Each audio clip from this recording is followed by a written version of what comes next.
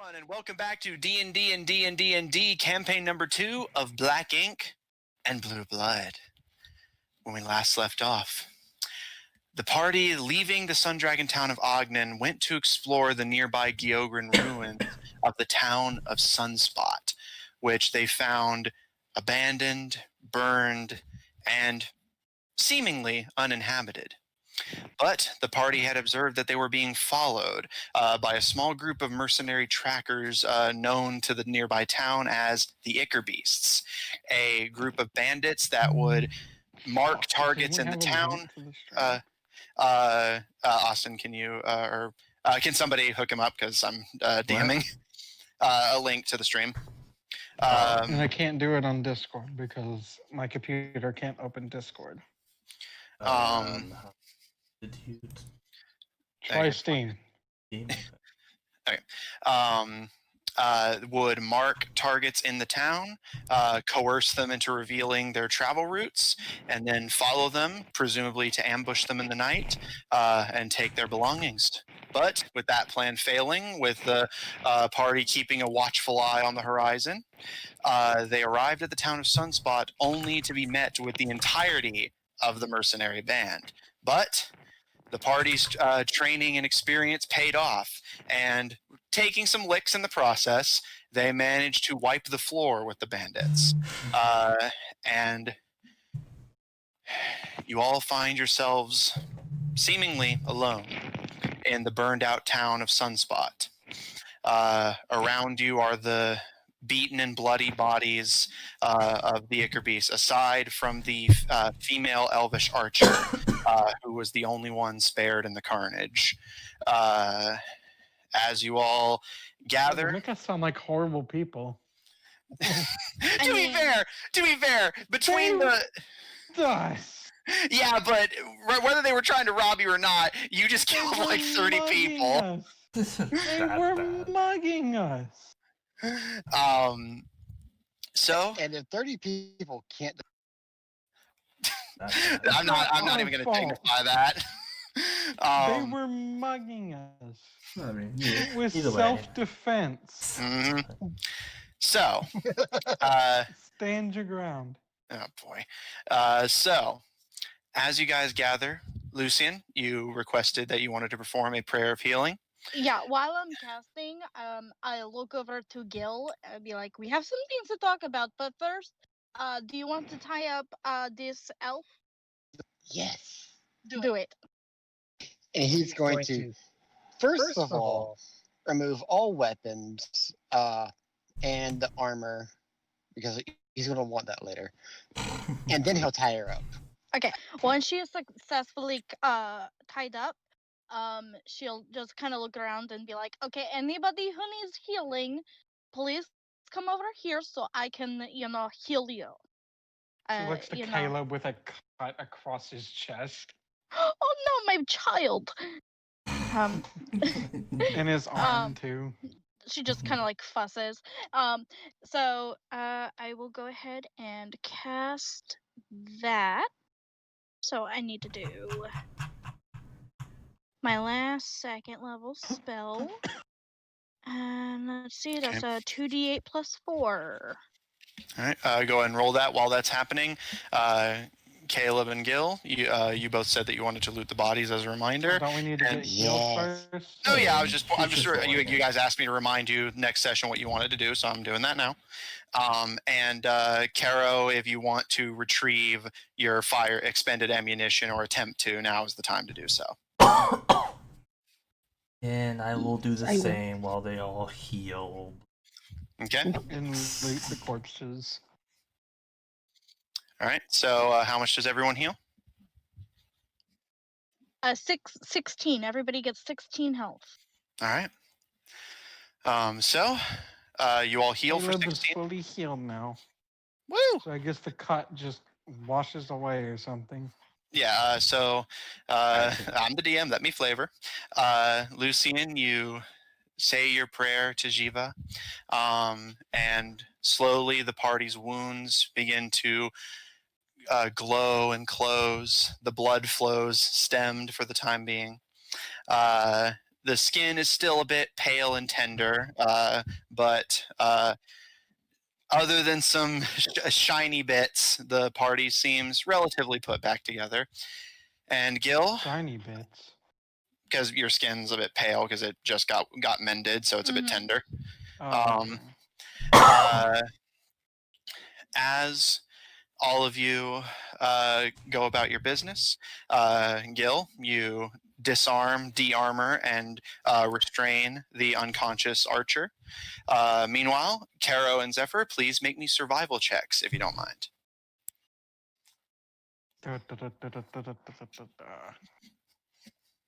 Is looting survival as well? That would be investigation. However, because these guys aren't really, if you want to see if they're hiding anything, you can. But if you just want, basically, if you're just going for the loot you know they have, then it wouldn't be that big of a deal. Investigation is. Caleb basically just search them for anything of value. So yeah, then you would roll investigation. Okay. But first, Caro and Zephyr, how'd you roll? 17. Okay, Caro. Not one. Yeah, if only. If that happened, I would just like, okay. I broke all of my bolts then. all 10 of my bolts. Yeah, all of them that I have left, they're just gone. And you broke another one in the process, like you. Yeah, you try to like dig it out with one bolt and just get both of them stuck. 19. Okay. So, Caro, you and Zephyr set about retrieving your ammunition from the enemies you had sniped, and you're able to retrieve your expended ammunition without too much difficulty. While their armor was, for the most part, fairly tough, it appears to have not been so bad that with some effort and dexterity, you couldn't retrieve and reuse your ammunition. So, you guys have all of the expended ammunition that you used. Does anyone else have anything they'd like to do? Yeah, I was gonna say, just like Caleb, I'm also checking the corpses for anything of value. Okay, so both of you make an investigation check. Basically, we're doing like the video game. We're doing the video game. Yeah, going the RPG route. Yeah, I got a 19. Okay. Hang on, it fell off the table. I really gotta find some way to fix this falling off the table bull crap. Yeah, it's called a dice box. Okay, it's gonna be a dirty little 20. A filthy, horrible little 20. All right. So the two of you set about satisfying your kleptomania and search the bodies. Caleb was trained for this, man. Hey, yeah. You're from life. Yeah. You're from a kingdom of thieves. That's valid. So and I'm just glares at Gil. So, searching the run-of-the-mill bandits, you guys are able to essentially divide like half of them between each of you. So in total, doing some quick mental math in my head, Caleb, you find so this is both of you find more or less the same things. While they were deserters, they did keep the military sense of uniformity. On each of the deserters, you find a smoothbore musket, a set of about 3 bullets per body, roughly 2 or 3 depending, and a simple short sword for potential melee engagements. 2 or 3, should we call it 2.5? Yeah, because I was going to give each of you a specific number, which is why I just said like it's about 2 or 3 in total. So Caleb, if you want to grab all of the bullets to fuel, he won't grab the muskets, but he will grab the bullets. Mm-hmm. As you investigate the various buildings, little nooks and crannies, you're able to find 15 extra bullets. 3, 4, 5, 6, 7, 8, 9. And Gil, searching those who had just died out in the street or in the camp, most of them by your own sword, you're able to retrieve about 13 in total, as most of the ones you're searching had Did we already gotten the retrieve chance to anything else fire, off them, reload, like fire gold again. or anything like that? I was about to get to that. And as you guys check the various pockets, it appears that they did not carry anything of particular value on their person. Interesting. But However, both of you with fairly high checks and just knowledge of these sorts of things would know that it would be a bit unusual for them to carry, like, especially if they're just camping here, they wouldn't really need to keep the valuables on their person, not exactly trading. But you know they likely have a stash somewhere where all the good stuff is. Can Caleb Okay. search for the stash? You absolutely can try. Yeah, so Okay. skill. All right. Do you want to help him, or do you each want to search separately? I'll look at Caleb and say 50-50. Okay. I'll help him. All right, Kayla. Now, real quick, just before you roll, how far away from camp are you willing to go? I will go as far as possible. He's I'm willing going to to go search days. every single building in this town. Okay, Caleb. How about you? All right. I guess we'll do the extensive search. All right. Don't you think that we all should do this? Y'all are too slow. Yeah. I mean, So- I'm just saying that we all should be going in groups, just in case, like, there are more people. Me Okay, too. yeah, you and Caleb, but like, who am I gonna go with? Maybe What? Carol. Do you want to go explore with me? Era. What? Kara? Rip it. Well, All right, we'll give them a minute. In the meantime, Caleb, are you similarly willing to not hold back and just search as far as you possibly can? Yeah. All right. It won't particularly So roll influence with the roll. advantage. Yeah, because Gil is helping you.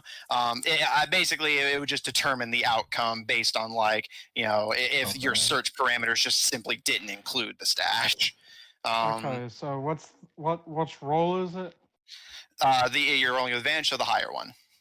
No. Which roll what's is he it? saying? Investigation or what? Yeah, oh yeah, investigation. Yes. So that'll be 17 in total. Okay. While they go off searching, Lucy and I know you're asking Caro stuff. So in the meantime, Zephyr, what are you up to? Do you want to stay with the Whammon, Raccoon, Caro, and Lucian, or go with the boys? No, I'm just Go with the imagining Zephyr as that guy from The Hobbit who was hiding with all the women when the dragon attacked. Oh yeah. Never seen it. Wouldn't know. Yeah. So. Basically, he just insulted you. And I've never really. I don't think I've ever really fully. I don't think I've ever fully watched a Lord of the Rings movie. So. Okay, sorry. Yeah, it's all good. Were you able to hear what was going on, or? No. So Caleb and Gil are about to head into town to try and find the stash of the deserters' loot hoard.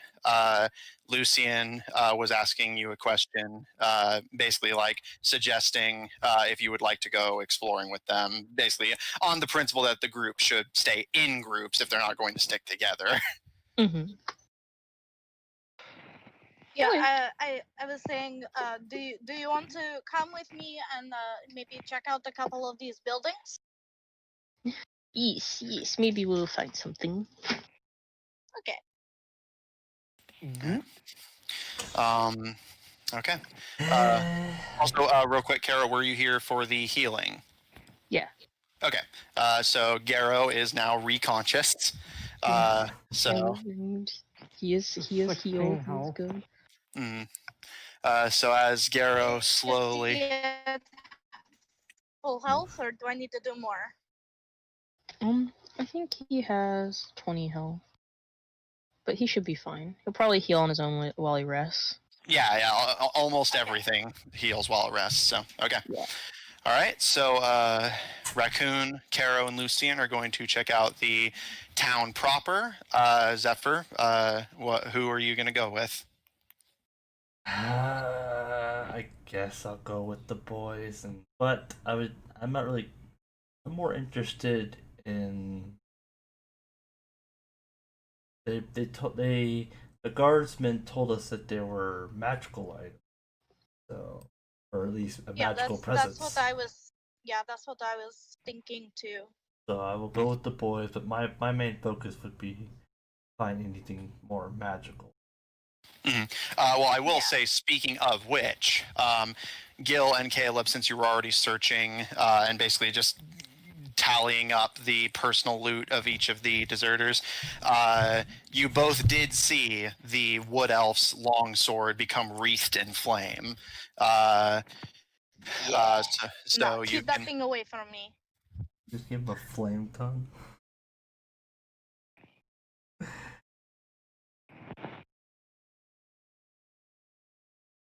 And Okay, I am going to take that sword. Sorry, I clicked the mute button out of habit. As for whether I just gave him a flame tongue or not, he's going to have to attune to it and find out. So probably good. I could detect magic later. For Caleb and Gil, if you would like to also search, this will be just included in the previous check. If you would also like to search the equipment of the different leaders of the deserters, you will also find. I'm checking that the deserter that was Elvin that I was fighting, like, really wanted to kill. I mean, I'm checking. Yeah. Caleb does want to search certain useful items, but he also wants to specifically search the one that seemed to recognize him. Okay. Since both of you are searching, I'll mention if anything specific to one person, but as you guys search in general, that the leader of the deserters seemingly was carrying a brace of 6 pistols in total. I already accounted for the ammunition. This is just the individual equipment. Was also carrying a rapier and a flail. The dwarf was carrying 3 hand axes, a warhammer, and a heavy crossbow. The archer was carrying a short bow, a spear, and a short sword. The wood elf had nothing but the long sword. And because you two searched the bodies first, I will let you two decide amongst yourselves who takes that, since you already know pretty much that it's a magic item of some kind. None of the other things are magic items? Not that you observed, but you can always have Lucian check with detect magic. Caleb doesn't seem to see anything that sticks out to him. All right, we were able to hear you, but your mic is a little fuzzy. There you go. So Gil, are you going to take the wood elf longsword then? Yes. All right. And the 6 Caleb's pistols. not really a longsword user. Rogue. All right. He never technically has proficiency with them, but. All right. So you add the brace of 6 pistols and a magical longsword of some might sort. take the rapier, because maybe that might be a bit better than a short sword. Sure. Okay. Gil, you may add 6 pistols and a magical longsword, but I won't spoil what kind. So just note that you have a magic longsword of some kind until it gets revealed what it is. And Caleb, they're dead. It's not like they're fighting back. You're able to take the rapier without issue. Still covered with quite a bit of Lucian's blood. And Caleb, searching the man. Find some way to clean it. Caleb, searching the body of the human man who seemed to recognize you. Do me a favor and make me a history check now that you're seeing him up close. Okay, what do I get on history? Where's my... Okay, I get +5 to history. Caleb's a smart boy. That's gonna be a 24. Okay. You do recognize him now that you're seeing him up close. You never met him personally, but you have heard stories and seen art of him. This was a Tabadran general going by the name Roman Wicker. A Tabadran general who led quite a few successful raids back in the day, but after a particularly bad raid that your parents refused to share the details on, likely to spare your young ears, he refused to ever lead again until he was approached by the deserters as they traveled through the Sprintwood, and for reasons that nobody was privy to, agreed to join them against the express orders of King Tabadra, your adoptive father. Interesting. So Caleb doesn't know the details of this raid. Yeah, because you were very young when it happened, and your parents wouldn't just talk about the massacre of a large group of bandits in front of their child. But all you do It's know, never mentioned again by the king or anything. although you do know that the king tried to force him back onto the front lines, but he staunchly refused. Interesting. On his body, since Caleb, you specifically wanted to search him, while you don't know if any of his items are magical, you do find he's carrying a halberd, a longsword, and a blunderbuss. None of these sounds like things Caleb would use. Fair enough. And on each of their bodies, you find a set of splint armor, and the human and the dwarf were both carrying shields. What's the armor? Splint armor. Oh, it's heavy. So armor, I'm gonna- Caleb can't use it.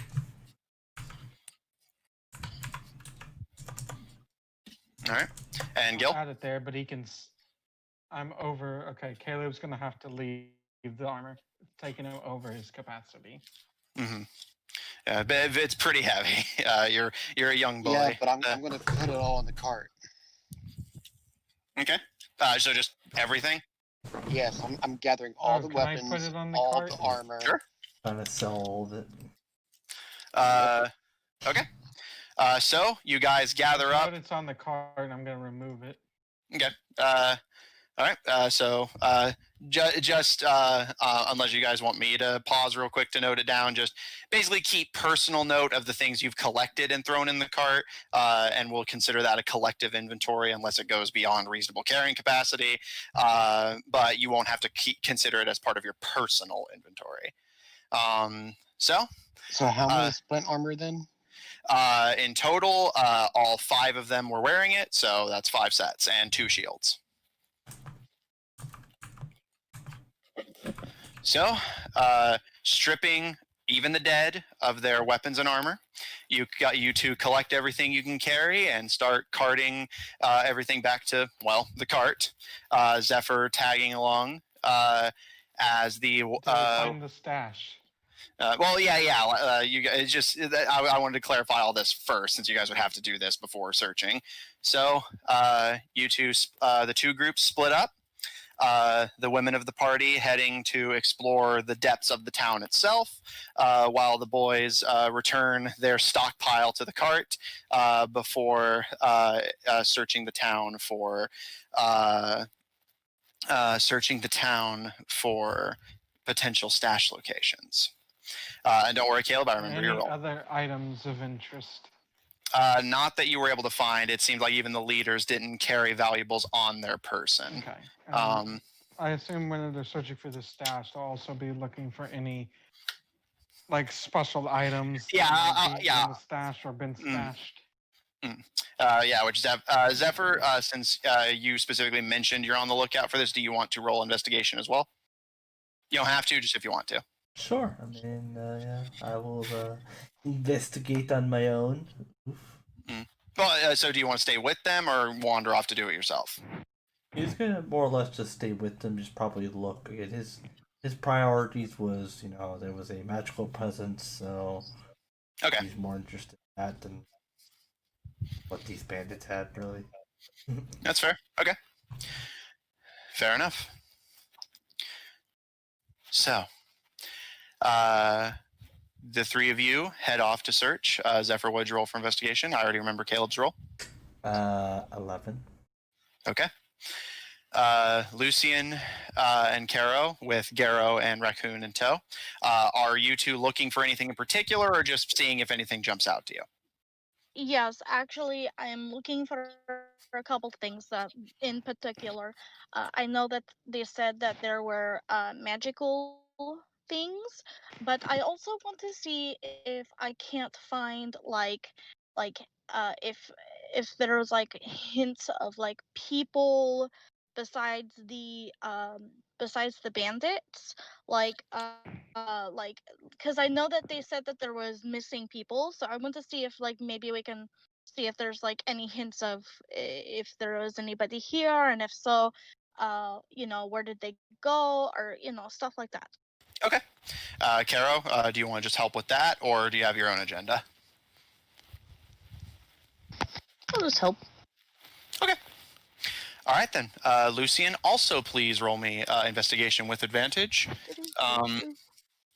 And I will roll for Raccoon. Investigation.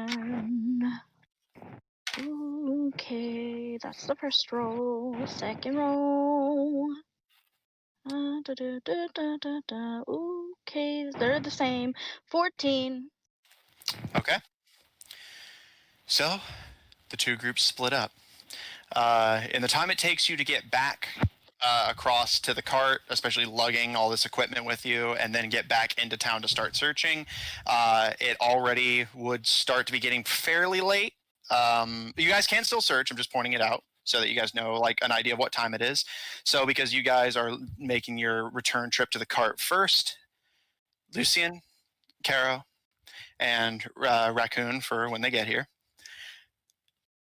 You three, or four if you count Garrow, explore the town of Sunspot. And as you go, you'd find nothing but ruins. There appears to be no sign that anyone's even been through here, let alone lived here. And you don't even really see any signs that the deserters have been living here other than the camp in the middle of what used to be the town square. And kind of picking around at the campsite itself doesn't reveal anything of particular interest. Only a few personal knickknacks, changes of clothes, and that sort of thing. Leaving your unconscious prisoner at the campsite, which you for now have commandeered as your own, you start exploring the depths of the town. And as the afternoon starts to get late and the sun starts getting ready to set, bringing a thankful stint of cool air to the otherwise burning hot town, especially getting into summer as we are, you're fairly grateful for the cool air, but it's demoralizing. You found nothing of particular interest other than ruined personal belongings of the people who used to live here and what's left of the civilization it once was. However, as you guys start to near the center of town, is that whose search is this now? Lucian, and because you guys had to make the return trip to the cart and then get back into town, so I'm doing them first. Caro. Guys, so I got confused. Yeah, it's all good. Yeah, it's all good. Don't worry about it. Caro, you feel Garrow nudging against your hand, and they kind of brush their tail very agitatedly, and they look spooked and uncomfortable. And you've known Garrow well enough to recognize the sense of a hostile presence that they themselves aren't super clear on, but they know is there. That sixth sense of an animal that's lived in the wild well enough to recognize the subtle signs of danger that are invisible to the naked eye. And they don't look happy about it. Mm-hmm. I'm gonna turn to Lucian and Raccoon and and say, we should be on our guard here. You know? What is it? Not sure yet, but Gero is not very happy. I kind of take a deep breath and close my eyes. Okay. Here's the thing.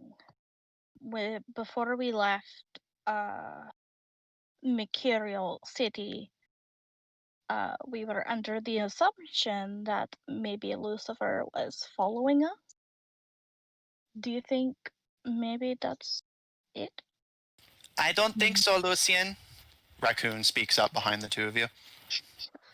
You God, fucking Matthew, gave me whenever a you heart said that attack. voice, I was gonna You fucking gave me a die. fucking heart attack. They have a similar accent. My options are limited. I was going to Christ, do fucking not shit do I that. would have been. myself. I was about to be like, man. Oh my goodness. God damn, The, Matthew. the two of you nearly jump as both of your minds are on the one-eyed elf. But you turn and see Raccoon simply stooped over the ground. Not like uncomfortable, just like on one knee looking at something. I apologize. Their voices are fairly similar in hindsight. Like, I'm really trying to calm. Did you hear? Is that why you you paused and then said raccoon? Well, more because I basically in my head it was supposed to be phrased as you hear Raccoon speak up behind you and then I say it, but I instinctively went into essentially, I'm playing a character, so I don't need to narrate unless it's necessary, and then realize like, Necessary. yeah. When I start hyperventilating, that's when you need to, I was about to lose it. I mean, the possibilities are, I don't think it's impossible. I mean, he's very stealthy when he wants to be. Well, I'm not saying that he couldn't be here, but I don't think that's what Gero is smelling. Do you see something that I don't? Raccoon kind of sidesteps a bit and brushes in the ashen cobblestones. And as the two of you catch your breath and calm down, you step to look over the goblin's shoulder and see a clawed footprint that has cracked the stones it stepped on. And you can see a few. Dragon! It's Oh no. It's a roughly human-sized footprint, but the weight that must have been behind that step to crack rock must have been immense. They're gonna And figure out why this place Could is I, abandoned. crouch down and look at the paw print and see if I can maybe identify what made it? Sure, make me I'll call this a survival check since you're analyzing tracks. Come You're on, tracking. Lucy. Come on, stupid. Come on, D&D Beyond. While you're doing that, I'll describe. You Natural see, 20. nice. You see that it is a 3-clawed footprint with 2 claws in front and 1 behind, almost like a bird. Air cocker. Jeremy, let what the did man he- speak. Jesus. What did he say? Aarakocra, the bird people in the D&D setting. Lucien, you crouch down and your mind flashes rapidly through studies and diagrams. While your family was by no means naturalists, they at least had a basic understanding of nature and biology to fuel what studies encourage that. You've never seen anything like this. There are animals that have footprints like this, but nothing that would have the strength and weight behind it. As you look at the track closer, you see not only has it cracked the cobblestones it stepped on, it ripped some of the stones out, presumably as the foot lifted back up. And as you crouch down to Raccoon's level, Raccoon points and you can see several other footprints of an identical make. I know this is going to be a really weird question. How wide is the gate? Basically, like, what is the distance between the Yeah. between Steps. as you look, you're actually kind of surprised by this, and this is also what discourages you from the idea that it might be a bird of some kind, or at least anything natural. it's actually a very narrow, stiff gait. The distance between footprints is incredibly uniform and small, almost like something marching more than it is walking. Griffin? Kind of dust off myself. Stand up to my proper height, and I look at Garo and Caro. Caro, are you familiar with these tracks? I'll make a nature roll. Yeah, go for it. Oh, Because this is just natural. identifying something, so. So yeah, make me a nature check.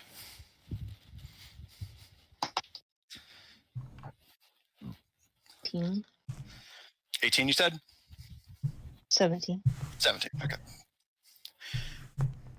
As you look at the track closely, it takes you a bit to recall, but you have seen these tracks before.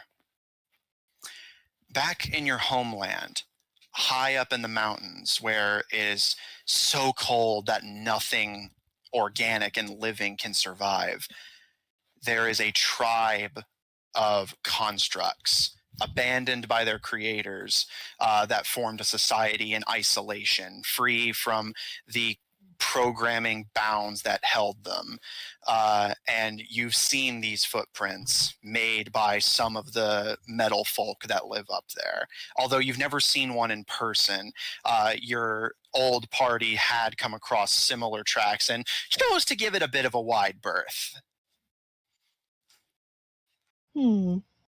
So you've never seen one in person, but you do know that whatever this is a construct of some kind.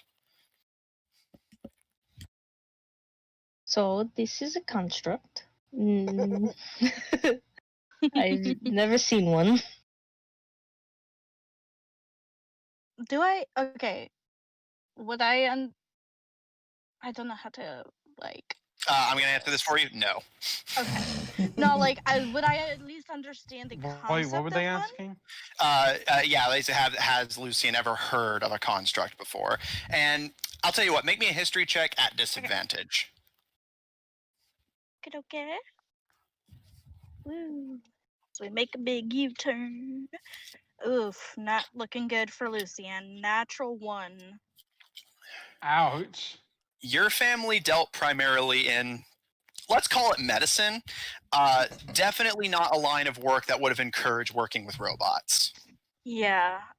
She kind of looks at Caro, and for the first time, Caro, she looks like she is like going through her brain, trying to think of the word that you just used, but she's looking at you like you just used a word that she has never heard in her whole 175 years of living, and she just kind of blankly looks at you, and then panic crosses her face, and she goes,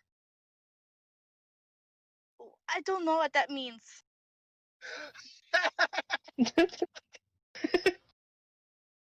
Her eyes just cross. A construct is like a man-made person, creature. Again, she just kind of blankly blinks, like, man-made. Okay, you know, she's kind of like she's like blinking, and just like her brain cannot comprehend what you're telling her. Made of metal and Wait, it's made of metal and it can do things? Does it speak? I don't know. I've never seen one. Oh, Blind leading the blind. but you've seen these tracks before. Yes, my old party decided to not mess with it. As not only were while they didn't have a reputation for being dangerous, again, just getting up into the mountains that high up was dangerous in and of itself. And that's basically your party was not willing to make a trek that alone could kill them without even taking into account whatever making the tracks possibly putting up a fight. Yeah, well, why fight it in general, you know? So they don't usually live here, though. Where are they from? High in the mountains. She kind of looks a little confused. Why would one be here where it's so hot? I'm having trouble adjusting. Hmm. Unless something's in the mountains. I'm not Do you sure. think something chased it away? Maybe. Well, I think for now that we should probably maybe avoid it. I don't know, because, like, I don't know about you, but I'm pretty spent.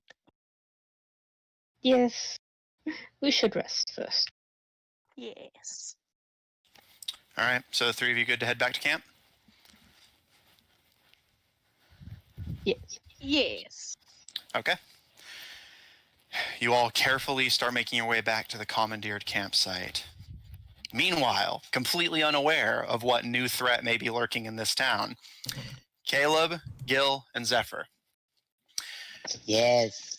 The three of you begin tracking. While Gil, you are by no means an expert, Caleb, you are quite adept at finding people that need to be found. And especially with the others helping you, you guys are able to start. It takes some time. Again, the sun is already setting as you guys start really getting into the thick of it. And you start working your way through the abandoned buildings. However, unlike the other side of the group, because you know exactly what you're looking for, the three of you are able to, when you put your heads together, know that a house likely hasn't been in use and just simply pass it by rather than taking the time to search every single one. And you start slowly making your way past the campsite, deeper into the more business-oriented side of this town where stores and whatnot had once stood. And Caleb leading the charge, you see more and more signs of activity that had been coming through here fairly recently. However, as you search, it's still not turning up anything particularly valuable.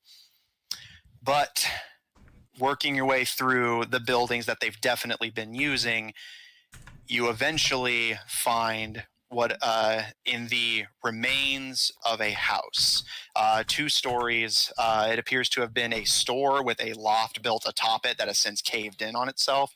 And amongst the rubble, you find several bedrolls, presumably having been used by these people at some point or another. However, the three of you sifting through them don't find anything. However, Zephyr, you do see several tattered wagons tied nearby. No beasts of burden in sight, but more interested in finding the specific gear you're looking for as opposed to just general valuables. You focus on searching the wagons while Caleb and Gil search this appearing to be recently inhabited building. And while most of the wagons appear to have been quite literally ripped clean by the deserters, you do actually manage to find something that catches your attention in one of the wagons, appearing to have been more or less abandoned, either out of a lack of need or simply like they didn't want/need it. I do have this written down, just need to find it. Here we go. You see a several barrels of supplies and rations, which appear to have been burnt. But you do see among those some items have survived, whether this was damage done by the deserters or done by something else is hard to tell. But among the burnt rations, you do find a handful of these strange metal discs, and you notice that if they get too close, they stick to each other, and you have to kind of pry them apart. Magnets. You find a handful of magnets. You also find a set of thieves' tools, and this catches your eye. a vial of what appears to be a healing potion. But as you start pulling it out, the bright red catching your eye, you find that it's attached to this.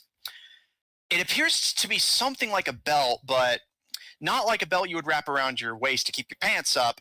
More like I believe our bard has joined us. Hello. Hello. Real quick, just Hello? just so you know what you missed. know The the party zipper for a bit. split in twain to search the town of Sunspot for anything useful or interesting. You, Caro, and Lucian went to one side, and you, Raccoon, found a set of footprints that Caro was able to identify as a construct, which is not native here, and you've never heard of such a thing, but Caro describes it as a man-made creature of metal that can think and act for itself. Very unusual, and you've never heard of something like this before. But you found the footprints, and they suggested heading back to camp as the party is too exhausted to potentially fight something else. Also, for a moment, you were. All right, good to know. You had a very perfect voice recognition. Yeah, me having to do your voice sounded like Lucifer and scared the shit out of everyone. Tell me, please, please, please do it, do it, do it, do it, do it. Hello, I am Raccoon. No, I hate it. I'm doing my best. I know, I get it.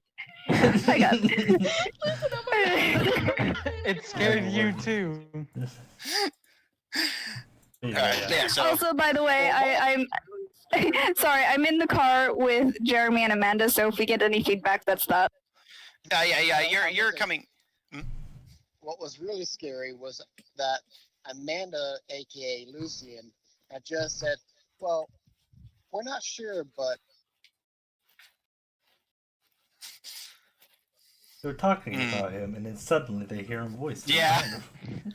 And then we hear. I mean, nearly Lucifer- shit. I nearly lost my shit. Yeah, so Whole ass little raccoon sounding like Lucifer. Does that wait? Can it be canon that she can mimic him, please? sure. I mean, I even pointed out your voices are actually fairly similar, so Are sure, they that's- really? I mean, yeah, like it's like fairly high pitch. It has the accent, like. Oh dear. But yeah, so Oh dear. Oh my. No. anyways, no. So Oh, getting back on track. This is covering the other group, so this doesn't. So you don't have to worry too much about this, Raccoon. So basically, you, Okay. Kara, and Lucian found construct tracks and are heading back to camp. For Zephyr, so you find a handful of magnets, a set of thieves' tools, and as you're looking over this healing potion, the best comparison you can make is that it's almost something like a garter belt, and it appears that the healing potion is removable, but as you examine it, you find that instead of where the cork would be, it's almost like a syringe. Oh my. Uh, It's a garter belt. So do you want to take Oh this? Do you want to remove the healing potion from it, or take it with the belt? I guess I'll take the whole thing. Zephyr, you may add one self-injecting healing potion to your inventory. Ooh. I'm just Da na na na. I will describe it as a homebrew item, but so let it me. works. Huh? The imagery works. Yeah. But yeah, it is a homebrew item, so I'll tell you what it does real quick, Zephyr, so you can note it down. You strap it to your leg. You can put a healing potion of your choice into it. When you drop below 0 hit points, it automatically injects you with whatever healing potion you attach to it. Interesting. So wait, it already has a healing potion attached to it. Yes. However, it can be removed. Right. You would just have to put the syringe-like cork onto whatever healing potion you want to swap it out for. Yeah, I looked up garter belt. Oh I mean, my. he's good at stabbing people in the back. Might as well do it himself. Not even stabbing him in the back. It's apparently stabbed me in the leg. Yeah. In the leg. So He has to have strong legs. someday Lucian will let it go, but not today. You have to have strong. He's gonna have strong legs. So Zephyr, you add a handful of magnets, a self-injecting healing potion, and a set of thieves' tools if you choose to take those into your inventory. Caleb and Gil, you unfortunately do not find anything among the bedrolls. However, as the two of you look, you do see that there are some signs that there had been stuff here and it had been moved. However, you're fairly confident that if there had been any super recent activity, you probably would have seen it. And you direct your attention across the street to the one major central building that you have not checked yet. This massive manor that is surprisingly actually still relatively standing, although the wood is charred beyond even being charred black. It's that ashy grayish white of incredibly old burnt wood with stone linings to it. And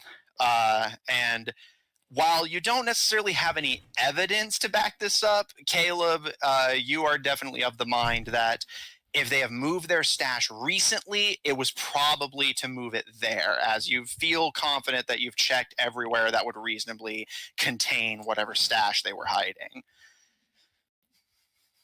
Caleb's just gonna stare at the building. Stare. What you looking Look at Gil. Caleb? Look at the building. Look back at Gil again. Well, if it's anywhere, it's going to be in there.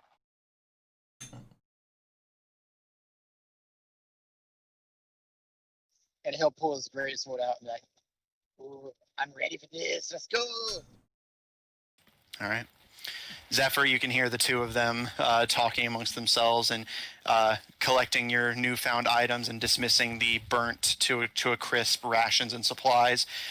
You peek your head out and the three of you freeze as you hear a sound.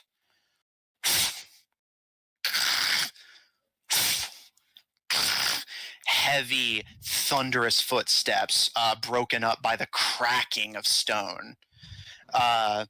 And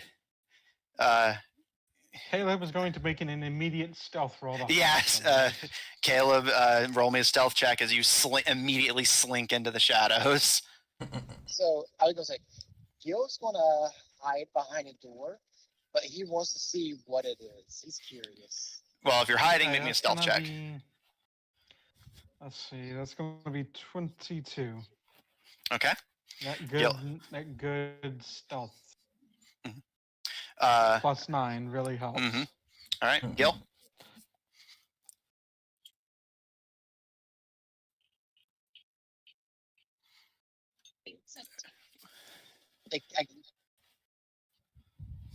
While he rolls, Zephyr, what are you? 17. Okay. Zephyr, what are you up to?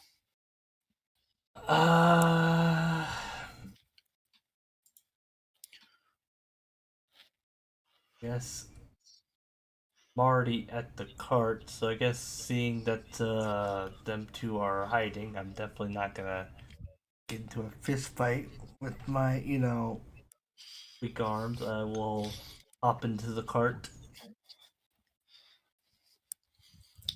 Hop in the cart and see if he, walks by or whatever's gonna happen. Sure. Roll me a stealth check, assuming you want to hide.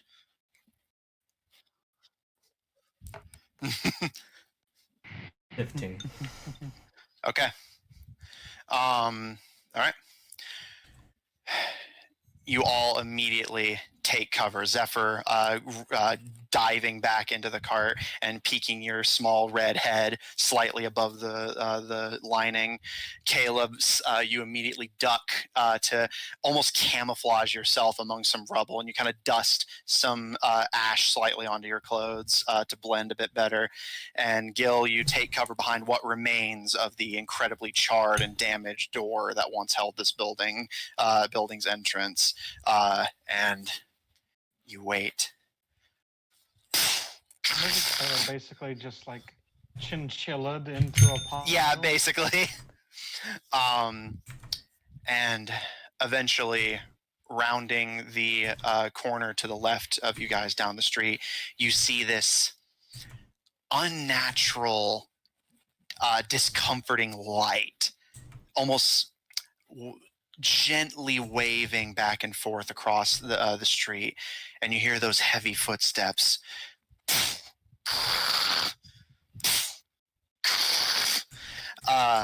And eventually it's this very alien light, too bright and too sterile to be something magical, but definitely not something natural. And as the three of you wait in cover, you see rounding the corner this. It's not much inherently bigger than a person, but this, in terms of its sheer, pardon my phrasing, thick mass.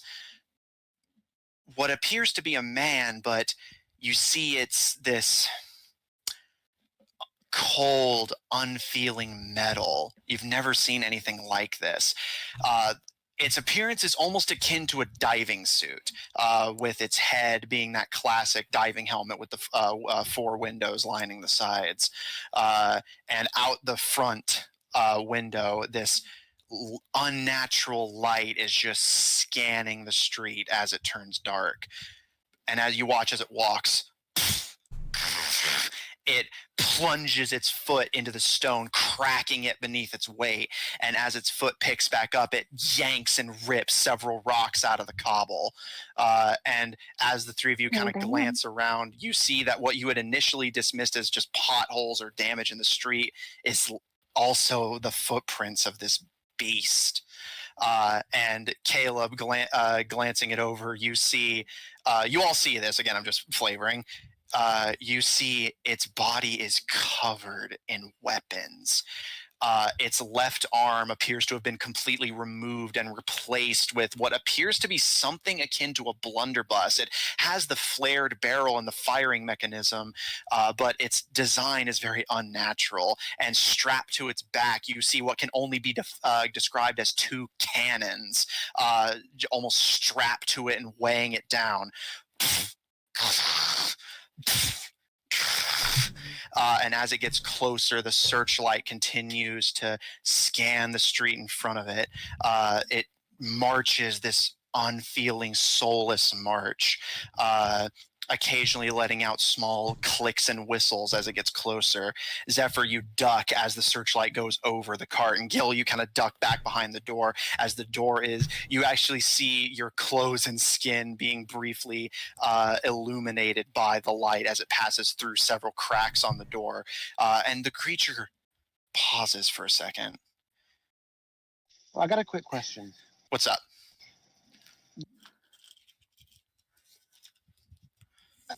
Does it seem intelligent? Make me an insight check. What did he say? Does it seem intelligent? Yeah, does it seem to be thinking? Also, who got lit up? Gil behind the door. So is that what it stopped and looked at? Possibly. It appears to be so, yeah. Possibly.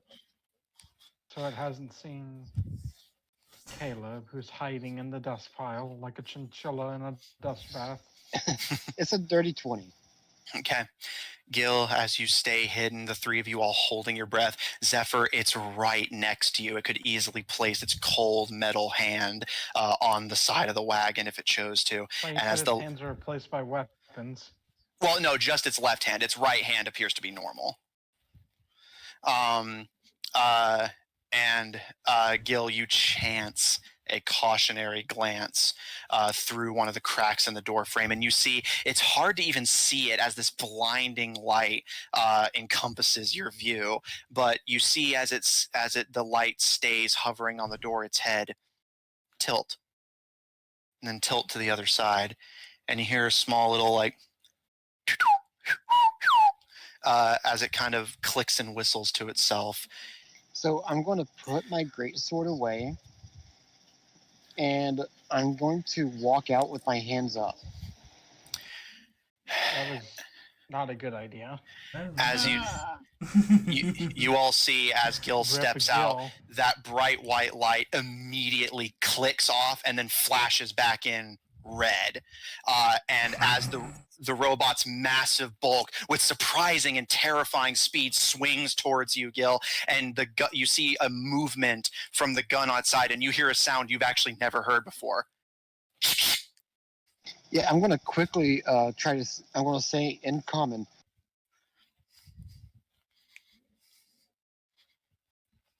Don't attack unfriendly. When does that ever work? Shut up and let me Yeah. do this. Also, I don't know, Rip maybe Gil. because of where you guys are, but your mic's Rip occasionally Gil. not picking up, but we were able to pick up what you were saying through context. So just try to monitor that. Because we were able to hear like the description, but then like right when you said what you were going to say, we couldn't hear you, but then Amanda filled it in. As you say this, would the three of you present please remind me what languages you speak? Let me double Caleb check. speaks Common, Elvish, Orc, and Thieves' Cant. Okay. I don't really know much. I know my Common, I know my Thieves' Cant, and I know my Draconic. Okay. Gil? Common and Elvish. Okay. You hear the machine speak, but you can't understand what it's saying, but it speaks in this odd, garbled voice. This like metallic grunting and whining. And you see the light flash 3 times and the gun again. I mean you no harm, but I cannot understand you. You hear it speak again, this time in Elvish. Ooh. Okay. What does it say? It speaks with that same cold, metallic voice. Please leave the area. Secondary warning.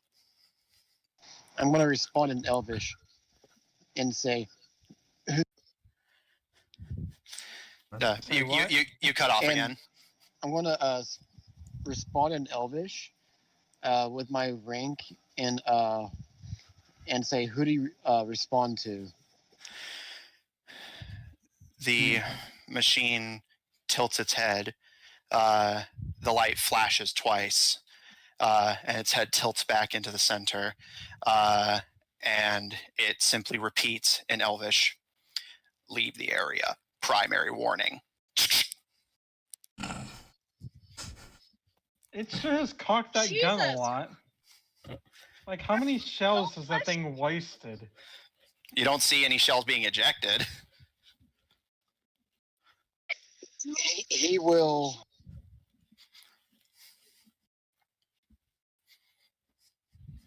He's going to take a few steps back, and he's making sure that. You're gonna have to say it all. Yeah, we can't we're missing like sorry. massive chunks. He's saying that he's retreating. But making no hostile moves. No hostile moves. Okay. Yeah, we can hear him a bit better now. I don't know if you had switched mics or what. Gil, as you keep your hands up and start backing away, the machine lowers the weapon. The red light flashes one more time, shuts off, and turns back on with the white. And the head swivels around, and after a delay, the body swivels to follow it, and it continues. And Well, continues its march down the road. at least now we know that happens. Good information, though. It is, but also Gil was doing a stupid. No, listen. Just by the way, Jeremy literally announced that he was about to do something stupid just before this too, and both me and Amanda were like, "Don't fight it." I know, but what if this could have been a friend? It's an awfully big change. No. About everything. I haven't been Maybe here the we'll whole just time, and find even I could tell DM set it up bad. One more time. I haven't been here the whole time, and even I could tell that the DM set it up to be a bad time. Oh, okay. I was like, oh, I thought I did enough build up. No, not bad. Not bad as in like it was terrible to be like a it was bad set up time. that It comes- doing that would have been a bad idea. Yes. Okay. Yes. I know, but Um, it could have been such a Encountering great it was a ally. bad idea. And I think Caleb's fine continuing his chinchilla act. Okay. Zephyr, are you doing anything different? Well, I mean, we'll wait till it passes by, you know, just wait till it's gone. Okay. You guys watch. Gil, how far are you going to retreat to where you can still see it, or are you just going to keep going all the way back to camp?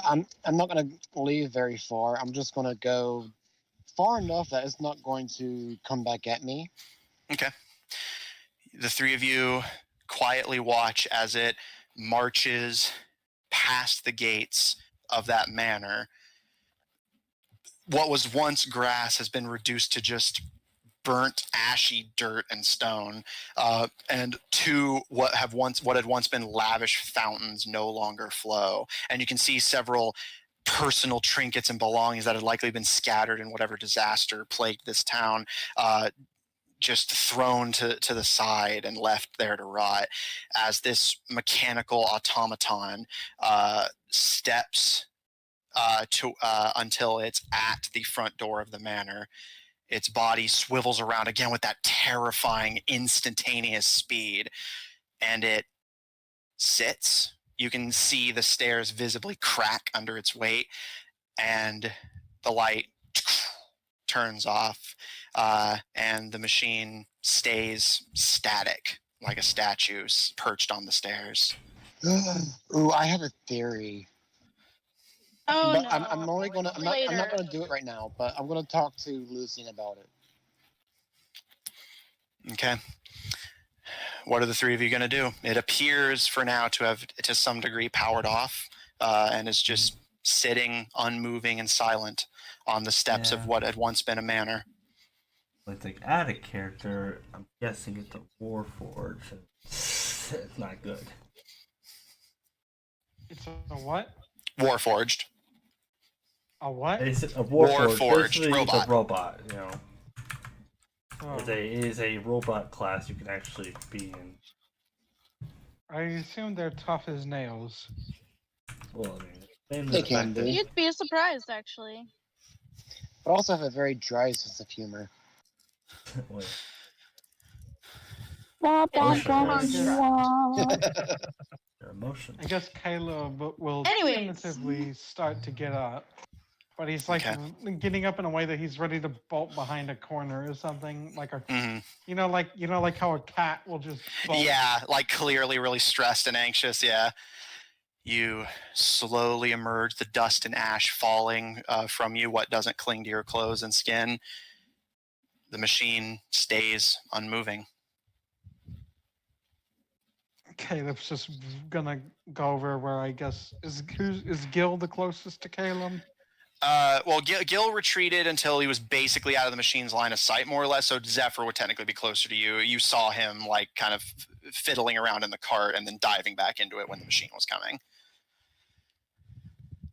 Okay. Well, I guess since no one's really close to him, Caleb will just kind of tentatively look at the machine and see like any indication of it about to do something if it does.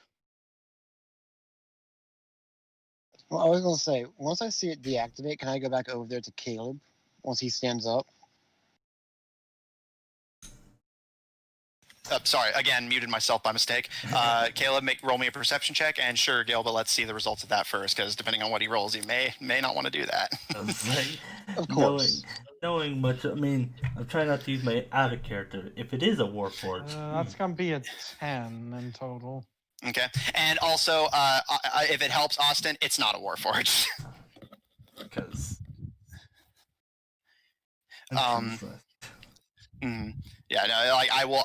It is a completely from scratch creature, not a Warforged.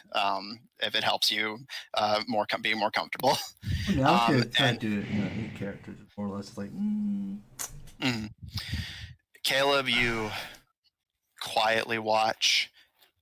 You see no movement, no signs of activity, and you hear the sound of much lighter footsteps behind you as Gil approaches you. And Gil's gonna look at Caleb and say, "I think it only activates when it hears combat near." because it did start up once after that firefight we had with those bandits.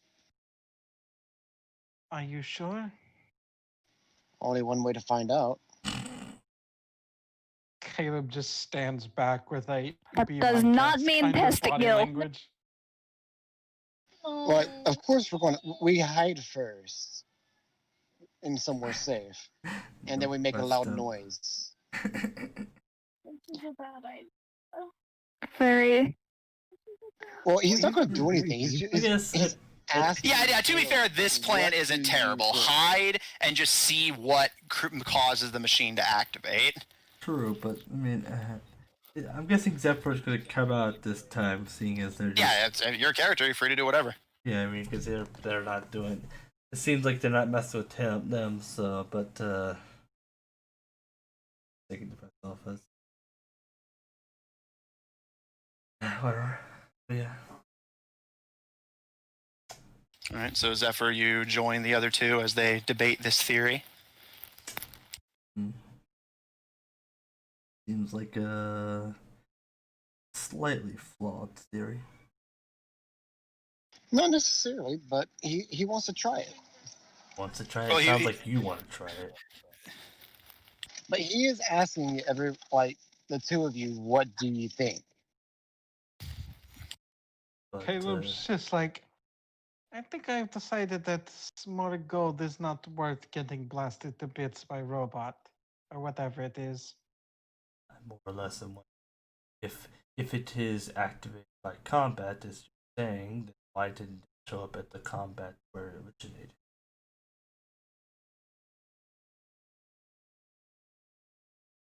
But you could test it. Well, I'm broke. I'm broke. I want gold, so I am willing to risk it. If y'all want to head back to camp, you can, but I'm going to test this. I'm gonna start drinking some water because I might have to do that robot voice again soon. And as Again, we're losing you. I'm loading the pistol, Oh. one of the 6 pistols. Okay. Caleb is going to leave the area. Okay. Zephyr, what are you doing? He has 2,000 gold. He doesn't need this. He doesn't need this in his young life.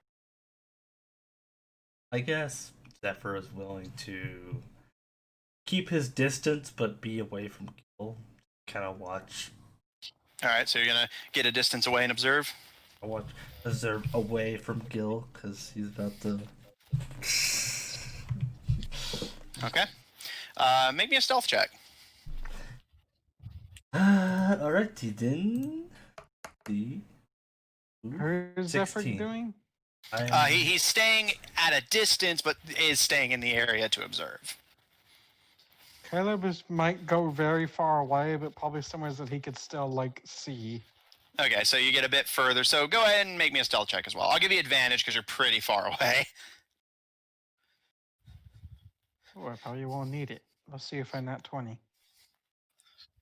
That fell off. Okay. That's gonna be my stealth is +9, so that's gonna be 26. Okay, Zephyr. I believe it was 16. Yeah. Okay. So Zephyr, the manor's yard was fairly sizable, so you quietly skirt along the wrought iron gate and take cover behind one of these stone corner linings of it, able to see what Gil's doing, and through the iron fence bars are able to get a view of the currently inactive machine. Caleb, you go quite a further distance away and take cover behind what appears to have been the rubble of a trade wagon. Although whether this was a recent thing or just one of the ones of this town is hard to tell at a glance. And the two of you hide and wait. Gil, what do you do? So I'm going to go back into the building that I was originally in. I'm going to go into the very back, and then I'm going to pull the trigger. Okay. Are you trying to stay hidden as well? Yes. All right, make me a stealth check with disadvantage because you're firing a gun. Yeah, and you're.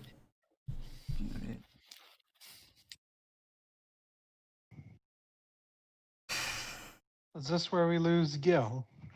And not if we can help it. I mean, Gil rages and we shoot him from afar. This thing seems pretty tough. I mean, probably. He'll probably kill Gil. We'll have to run. But Luckily, 14? Caleb is very far away. All right, 14 you said? I have some distance Yes. and fast. Okay.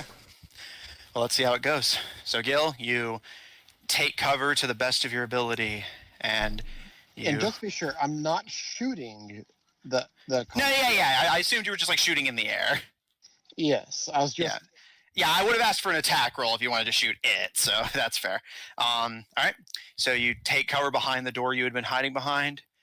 You brace yourself, raise your arm, and pull the trigger. And even from the distance, you can hear... and for the women of the party, having just started heading... Hear a crack in the distance. Yeah, those of you who had been in the other group, the Gorals of the party, you in the distance hear a single gunshot. Like a... I look at Raccoon. Do you want to take bets that Gil is doing the stupid? Wow. To be honest, it's almost guaranteed at this point.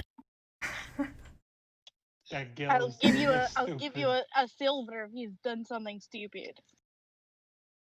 He's stupid. I'll accept that He's wager. stupid.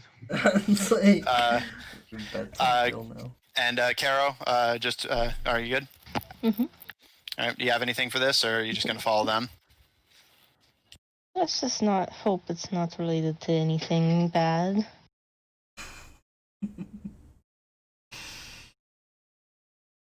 I wouldn't put your money on it, Caro.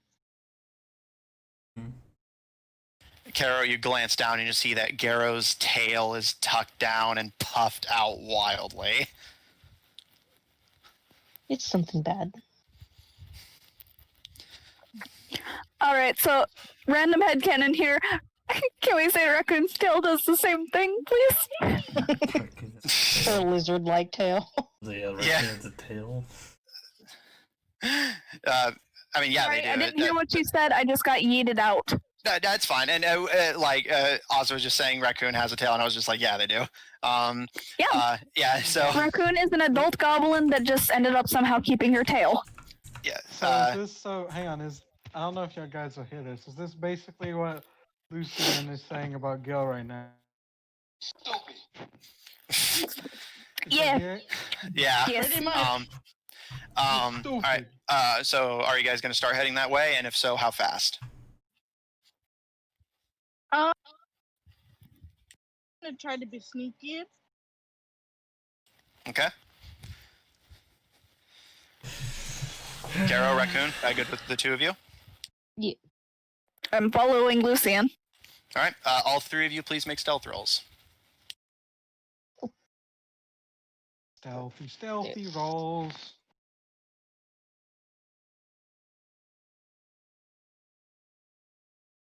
Ooh. Natural 20. Okay. I got the 19. Okay. Caro? It's in that 20. Man, look at you guys. All right. Hey, we got some good high ones. Yeah.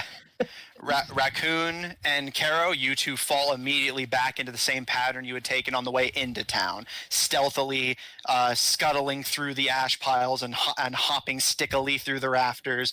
And Lucian, I love it despite when not... people say scuttle.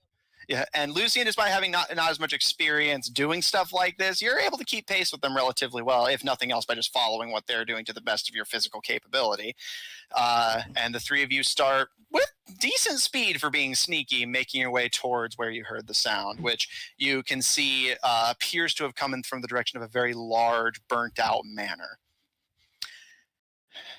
Gil, you hear the stone crack. And Zephyr, Caleb, you're a bit too far to see what the machine is doing. You can just see the general area. But Zephyr, you see the machine's light flash back on, that same blood red, and it stands back up and levels that arm towards the door where you know Gil to be. And you hear that same garbled, unfamiliar language. Gil, it appears to be the exact same thing it said the first time, although you still don't understand it. Okay, based on what it said in Elvish afterwards, I'm just going to assume that it's time to Time to what? not confront it. All right. He's backing up. Oh, he's using his brain. Oh no! What do we do? He was just testing a theory. Are we He sure wasn't this is gonna Gil? hide it. A theory that could kill you, possibly. Maybe you have to find out. All right. Gil, are you trying to be stealthy while you back up, or just backing up in general? Just backing up in general, I'm staying in that house. Mm-hmm. Okay. Zephyr, you see it take a few steps off the stairs, and it speaks up again, this time in Elvish. Leave the area. Secondary warning. Gil's going to just get out of there. He's leaving. Walk out the door and be like, screw this. You'll be like, bye! In the elevator, like, Shit, okay, I'm good. out. Zephyr, you nervously stay hidden as the machine stares in the direction Gil goes. Gil, as you crouch out of its line of sight, the machine continues to stare with that blood red light unblinking. And then finally, vroom, vroom, vroom, the 3 flashes. Vroom, vroom, 2 flashes. Vroom, 1 final one. Light shuts off and returns white again. And after a small delay, it slowly sits back down, and the light shuts back off.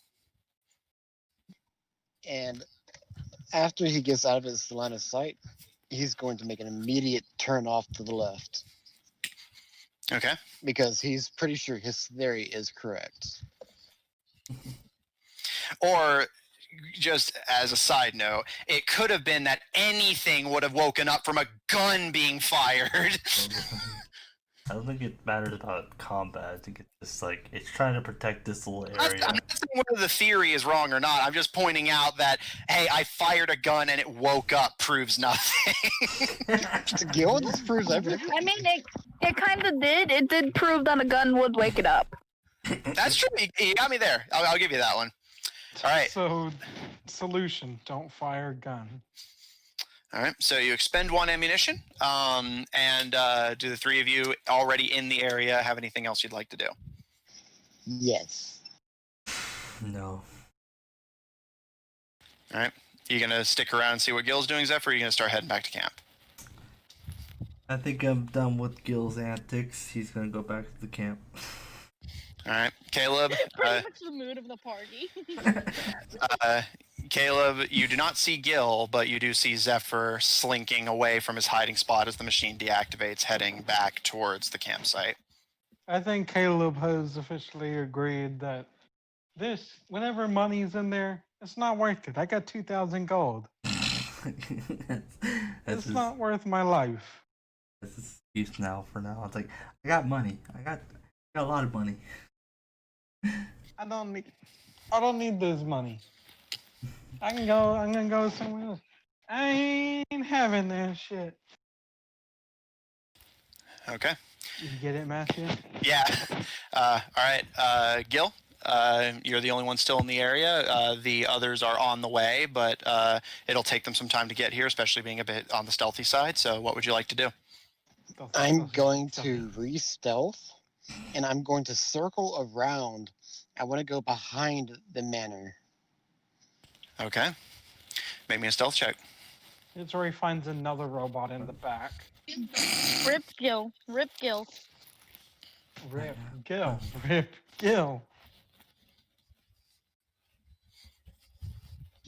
21. Okay. Did you eat the doll because you were hungry?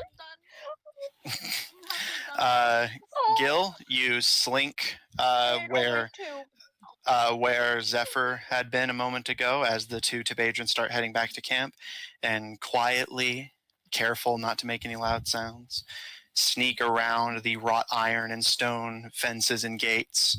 And it's quite a sizable fence, but you do manage to find the back of the manor. However, you do not see a gate, and the wrought iron fencing does have the those kind of gothic spikes. You could attempt to climb it, but you may injure yourself. You can put it in the fridge. He's going over the top. Oh. If he rolls in that one, will he impale himself on a spike Oh, and you die? don't even roll that one for that. Remember, he's trying to climb a spiked fence. If he just doesn't get over it in a particularly good way, he still will likely hurt himself, even if he makes it. So would the nat 1 be he just straight up impales himself and dies? I'm not the type to go that far, but No, he I was gonna just say he loses might his lose a manhood. few family jewels. He'll probably cut his hands a bit. I like how they Might both not went to be the the ones same in his place. pockets right now. all right. So What did you say about pockets?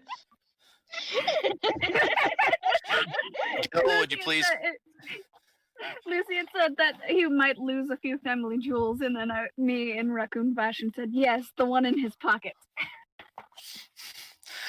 So Gil, please make me, if you're going to try and climb this gateless fence, please make me an athletics or acrobatics check, your choice. He's gonna get his arm impaled on there, and then he's gonna be stuck there until someone comes and gets him. 30, 20. All right. Hey, you roll. The dice are in your favor this day. Finding one of the corners made primarily of stone, you hop and you start sweating for a second as your hand almost slips towards one of the spikes, but you manage to hoist yourself over to sit on the stone pillar, and taking a second to catch your breath, you, if you choose to, can hop to the other side and be within the gates of this manor. Before I hop down, do I see like a window or another door in the back? Make a perception check.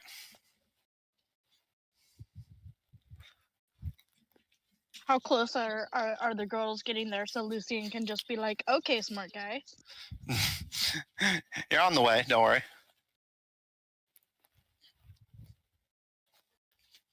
All right, so Natural Gil. 20. All right. You do not see a door, and you don't see any ground level windows. However, you do see some second story ones. The manor appears to be about 3 stories in total, not counting if they may or may not have a cellar or an attic. Okay, that's doable. Second story. He can climb that. You're also not thinking straight You're there. not a thief. You don't have second story. Yeah, you would Still need a way climb. to get up there. But I'm tall. You're tall. You're not 15 feet tall, though. But he can jump. And then Not 15 feet. You can jump like Well, what? It's like true. triple You're your not height. Olympian. He also has With like a some, 30-foot vertical leap. Only Didn't- a hero can do such. Didn't I buy a grappling hook? I don't recall. That'd be noted in I your could- inventory. Because I thought I'd talk to you about that. I mean, And- Yeah, if it's not in your that- inventory, I'm going to have to say no. Could have sworn I bought that. Okay, I'm going to take the rope that I have. What is And- he trying to do? Wait, didn't you use the rope to tie up the lady? I have 2 ropes. And he's trying to finagle his he way trying- into the manor without being in the machine's line of sight. Pretty much. So I'm going to History use finds the out this rope. machine has a memory and has been saving all of the times it's caught him and is now on the time of, okay, you're officially that guy. I'm just going to kill you now. He is also heading forwards without help. We've talked So- about this, Gil. He's not Can a I very use good the team rope player. to climb.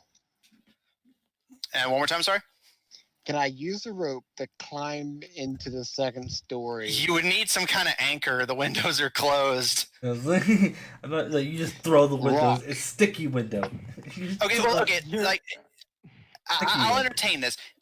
So let's say let's say in theory you throw a rock and break the window. That just leaves you with a rope and nothing to anchor it to. That's what grappling hooks are And for. also The rope. noise. I'm gonna use the rope In the and the rock.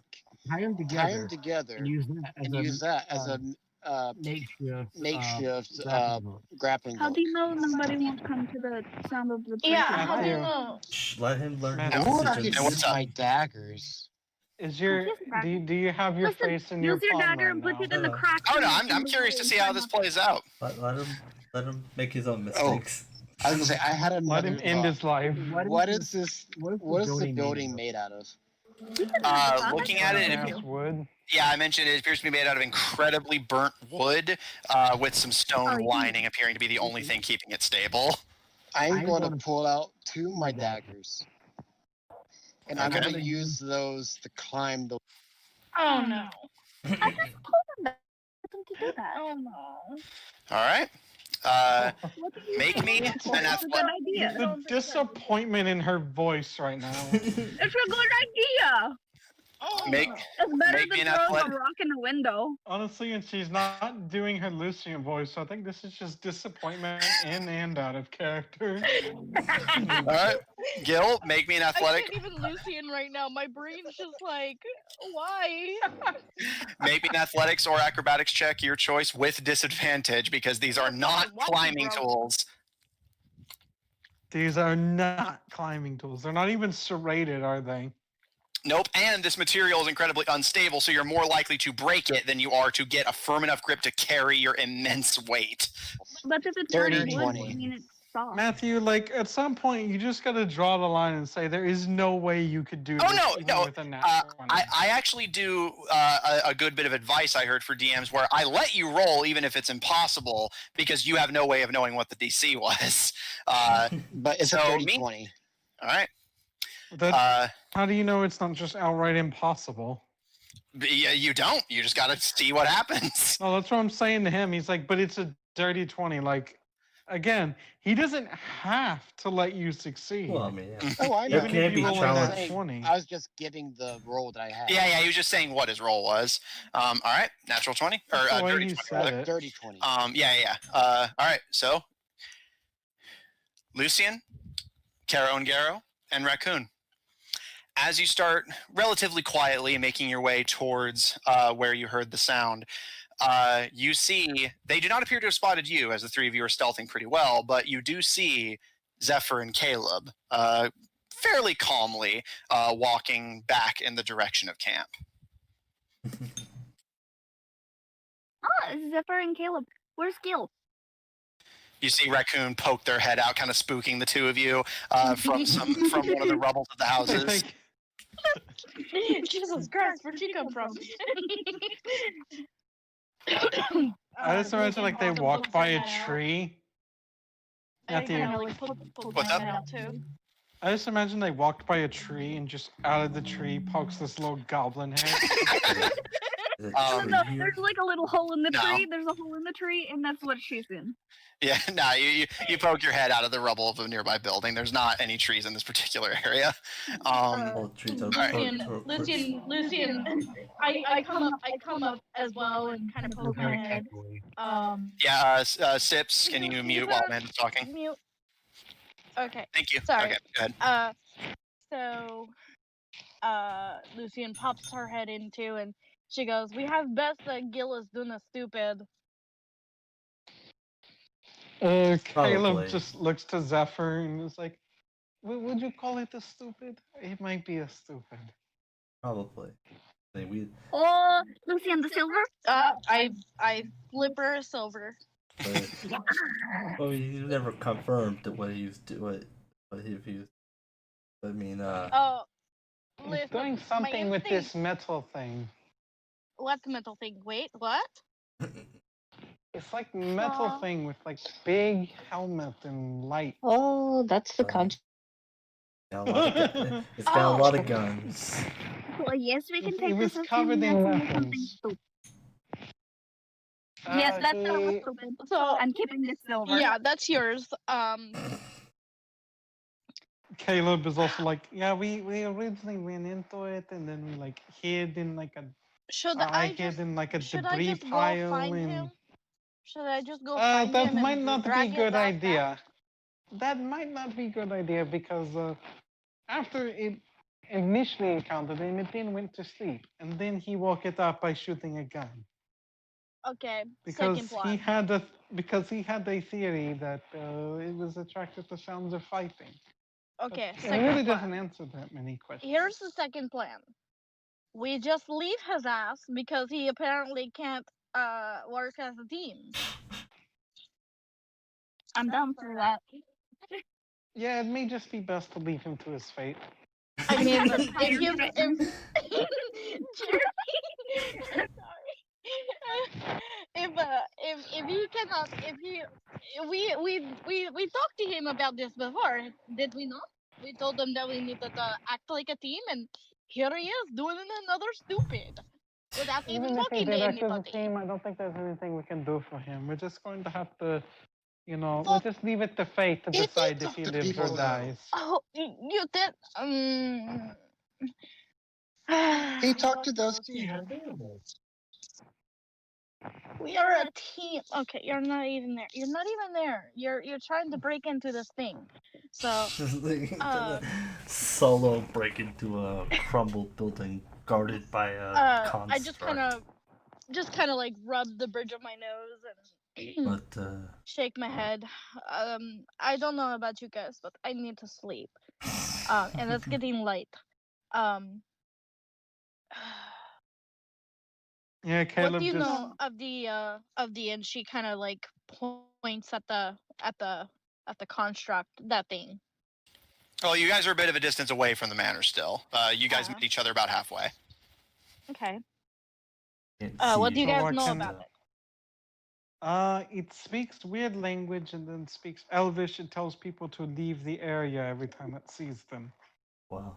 And has lots and lots of weapons on it. Didn't know about that, but yes, it has. Okay, so there's two things. I can't do it right now, but in the morning I could do something. I could make it so I can speak its language and maybe get information. But if it is hostile, I don't think that it is something that we can reason with. Caleb, they've seen it mostly just patrol the house, right, Matthew? That's the only area you've seen it, at least. Although I will point out, Caro, you, Lucian, and Raccoon saw its footprints pretty good ways away, and you at least think that if most of the damage to the town streets are from this thing, it probably patrols all over. No, we the saw bandit- footprints like a lot up. I don't think that. Yeah, we saw the footprints, and Carol recognized the construct. But so I think but the bandits were able to stay here. So obviously it's True. not. That probably means they have either some way to control it or some way to get around. Oh, I have an idea. I cannot do it now, but what if I disguise myself like or you know what, Raccoon would be better suited to do this because you're small. If you disguise yourself as the dwarf that we fought, and maybe I can cast tongues on you tomorrow, and you can talk to it. Maybe. Yes, I like this. I want to look But like I a dwarf. can't do it until tomorrow. Well, So we I just guess leave. we'll have to wait until morning. So we just basically we Good just go back to night, camp. Gil. So basically we go back to camp and we see what fate decides on Gil. Yeah, I mean, I only need 4 hours of sleep, and so if somebody wants to maybe Is keep Caleb watch. feeling tired, Matthew? Yeah, it's getting pretty late. You could definitely go for some sleep. Did a lot of Caleb's labor. like, I need more than 4. See, Gil, you've just fucked us again.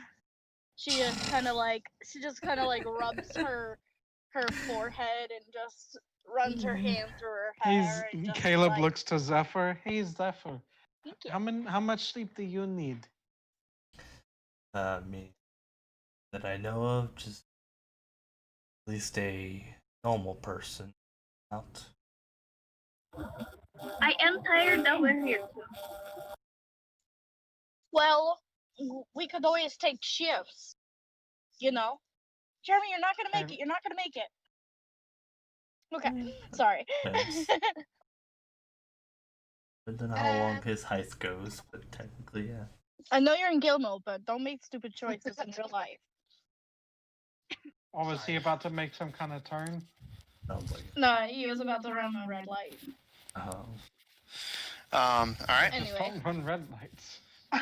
All right. So, are you guys content then to head back to camp for the time being?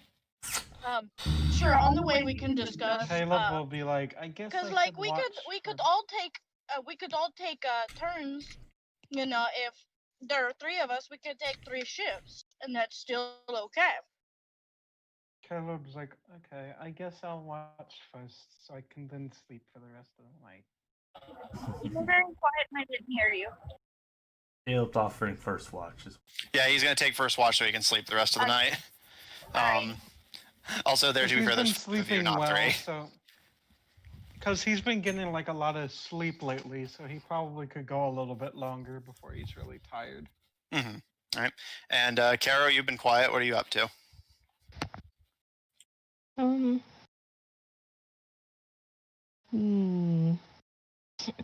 Just thinking about Gil being an idiot. Why do I keep hearing a bell? I hear a bell too. You mean this? Why do you have a service bell? Came from a game I had a long time ago. All right. But yeah, so you were saying, Caro? Thinking about how Gil is being an idiot about this Okay. whole situation. I think we're all. So- Being a dumb. I think we're all So- in agreement that. Yeah, so you're all good to head back to camp then? Yeah. All right. All right. In the meantime, We're gonna leave. Honestly, it might be good for party cohesion. No, we Gil? literally have just left him to his own devices. We have left it in the hands of fate and our DM God. I don't think we can also tell whether or not where specifically. Hang on, I just realized my microphone was off my face. Is this better? yes. But I think even if we tried to go after him, we don't know exactly. Like considering he went ahead of us, we don't know exactly which direction he went inside or tried to go inside. And this is why you So- don't split the party. Right, Matthew, Gil. like Matthew. Or even though that he Matthew, went inside. you have to admit, it probably would do wonders for this party's cohesion if something happened to Gil. Well, I think all that needs to happen to him is for him to actually internalize the lesson of teamwork. Speaking of which, Gil, twirling your daggers into hand, you plunge one into the rotting burnt wood, plunge the other, and you start to lift. And you manage to get yourself at least off the ground, but as you start taking the dagger out of the rotting wood, you hear a and the plank simply comes off. And you are now holding 2 daggers embedded into 2 separated pieces of rotting burnt wood. Again, these are not climbing implements. They can barely hold your weight on their own, and you're trying to force things that are not meant to hold your weight or help you climb, and then on top of that, you're climbing something that's already falling apart. Okay, so how big Even is if he the nat hole? 20'd, I bet you wouldn't have let him do it. If it was Zephyr, maybe, but only because he's lighter and he actually can climb structures like this. Yeah, like I have Which is the skill. beauty of having And allies Raccoon. that can help you with things that you can't do. How big is the hole? Nothing because we've actually had this battle before. Ooh, I heard nothing of that. Oh wow, I heard Yeah. a gargled mess of lag. And to answer your question, Gil, assuming you can hear me, I know the 3 of you are using the same connection at the moment. The hole is about big enough to stick your arm through. Okay, I want to try to quietly. You can try. I am going What to is try. he doing? He's gonna try and remove quietly the tear. Sips, He's are you okay? Your Discord No, kind of had a I'm not. seizure. My Discord. It's not even on right now. I don't even have the app up. That's interesting. Discord is. Discord's full of fun surprises. It's like literally your Discord just started having a seizure. All right. In that case, Gil, make me a stealth check with disadvantage. What is he trying to do? He's trying to basically rip the house apart quietly so that he can literally make a door for himself. Matthew, are you face palming now? Again, I'm just interested to see where this goes. I'm interested to see like the point where Matthew just has to put his hands on his face because he just can't deal with their stupidity anymore. It'll take a while. Okay. Everyone's got to It's have a 11. limit. Can you hear me? Yes. Okay. All right, and Gil, to the best of your ability, you start as quietly as you can, tearing planks off. You tear one, and put it to the side. Tear another. As this hole gets bigger, you're able to make out, because you have dark vision, what appears to be the interior of what almost appears to be a kitchen, although it kind of weirds you out because you realize looking over it from your perspective that the part you're tearing open is where in a normal structure a kitchen window would be, like, you can like cook while looking at the back garden, and you're tearing apart what appears to just be a blank space where a window should have been. But chalking that up to perhaps a construction oversight, you continue ripping, but as you start pulling on a third plank, it comes off.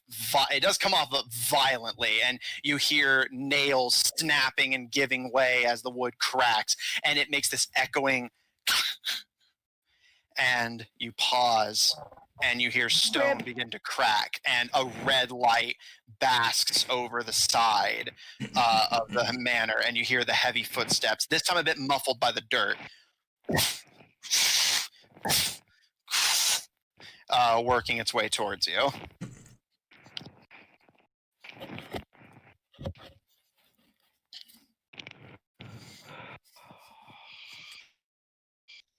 I'm going to dive in and hide. It's not big enough to fit you. You only got 3 planks off. Fuck. Would it have been big enough for a raccoon? Yes, actually, believe it or not. Damn it, I knew I should have gone after him.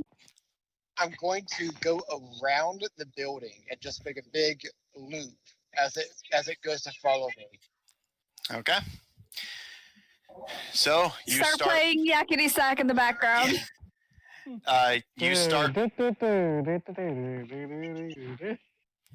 You start booking it around the side of the house. Oh, Matthew, I heard you start whistling it.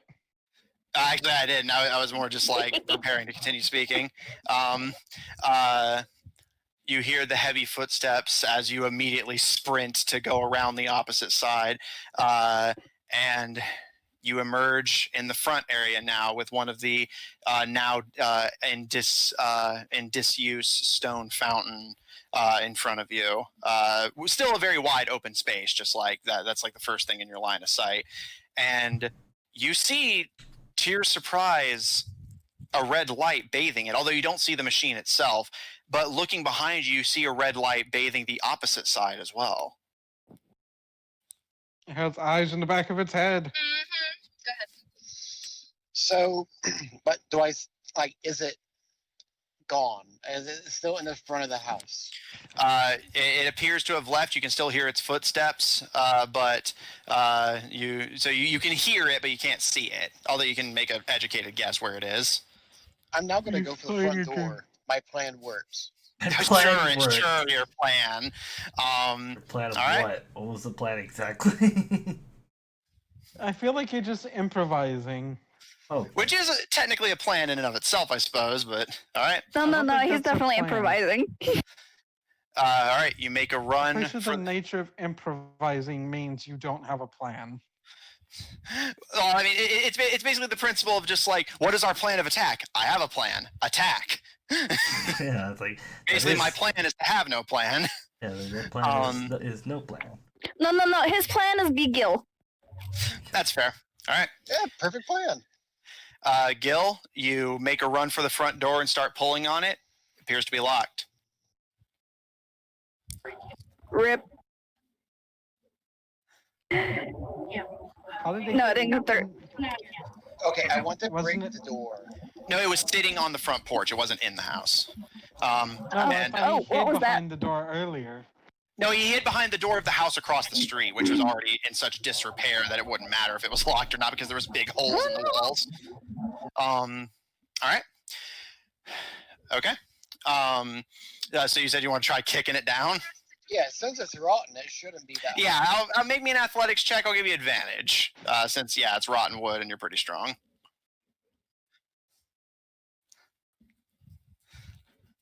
Go ahead.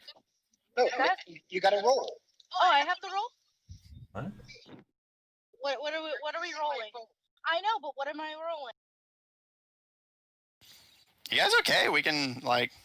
Or drive. no. Or I know. Yeah, Amanda is doing the rolling.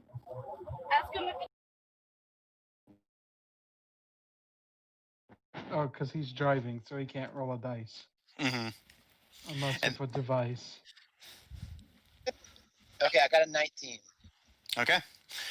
You kind of in a panic rear your leg back, and the splintered door almost caves in on itself as it goes flying into what, looking around, you see what was once a beautiful foyer, but it's this wide open area with stairs wrapping around the sides leading up to presumably a second floor. And as you look around, it strikes you as familiar. And as you kind of glance back, while there are more rooms, definitely scaled up, this foyer design is unmistakable, identical to what Dr. Kaloum's clinic looked like. I'm then going to Oh, shit. quickly pick up the door and put it back. Nothing ever happened. I'm going to be inside, but I'm going to put the door back. What? I'm very confused. What's going on now? Okay, I'll tell you what. I'll call this a stealth check, but I'm gonna make you make that at disadvantage, my man, because you just made a crazy loud sound and are now trying to put. Because bear in mind, I said the door caved in before it actually like went off the hinges. So not only are you trying to put the door back essentially on the hinges, at least somewhat recognizably, you're also trying to stack the broken pieces back on top of each other. Matthew, facepalm yet. What was it? Face palm, yeah. Stealth at disadvantage. So it's a 15. Okay. You. Did you hear what I said? Yeah, I was just like, I'm not yet. Because I It's heard more, you it's more, start laughing at it. well, because it's more just like the sheer ridiculousness of it. Like, like the only thing that really gets me to facepalm is whenever you guys get crass. I don't really mind like players getting, let's call it creative that much. All right. You scramble to pick up the broken pieces of wood, and quickly, you can't exactly stick them together, but you manage to some degree, it's more that you've leaned them in such a way to where you could still see into the foyer, but like at the very least, the doors are in the same location. As you, since you already rolled stealth, as you dive into cover, as through the holes in the wood and the massive holes in the door, now you see an intense red light bathe the like ashen white and burned foyer, and you hear the massive weighty footsteps, and you hear stone crack as it steps onto the porch, and the doors simply fold in, and you see the machine almost pull back, almost like a curious child spooked by the sudden movement of an animal, as it looks down at the broken pieces of the door that it appeared to have tried to pull on. And the red light grows in intensity as it steps in, and you can see the wood cracking under its weight. And as it steps in, you can see the four sides of its diving helmet are all illuminated with those red lights, basically bathing all directions around it in red as it scans the foyer. And finally, as its gaze turns, you look down at your arm and see your hand being bathed in red as you crouch in a corner, and the machine's body swivels around with that instantaneous intensity, and you hear the now familiar and that same garbled, unfamiliar language. In Elvish, I know Dr. Cologne. The machine speaks in Elvish this time. Leave the area. Secondary warning.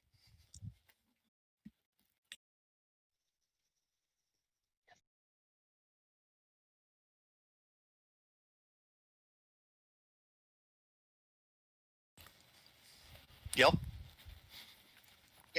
I'm doing a quick brain calculation. I'm looking at the stairs. How do they look? Moldy, rotten, and not fantastic. But do they look like I could climb them? I mean, it's stairs. Why is it that when somebody's trying to run from something, they always go upstairs rather than just out? Because Gil's not leaving this place without this theoretical bandit horde, even if it killed them. You are literally pulling a Halloween character move. Wait till All right, tomorrow. Gil, I'll say make me an Yeah, investigation check. Let's point out, he doesn't necessarily know if the money is here. That's just Caleb's best guess. Caleb's best guess of not finding it anywhere else.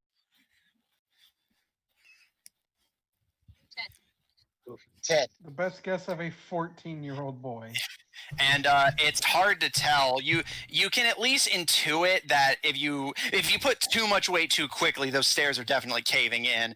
You might be able to if you went slowly. And as you're staring at the stairs thinking of this, you see the gun raise and its voice speaks up in a new language you hadn't heard it use yet. Common.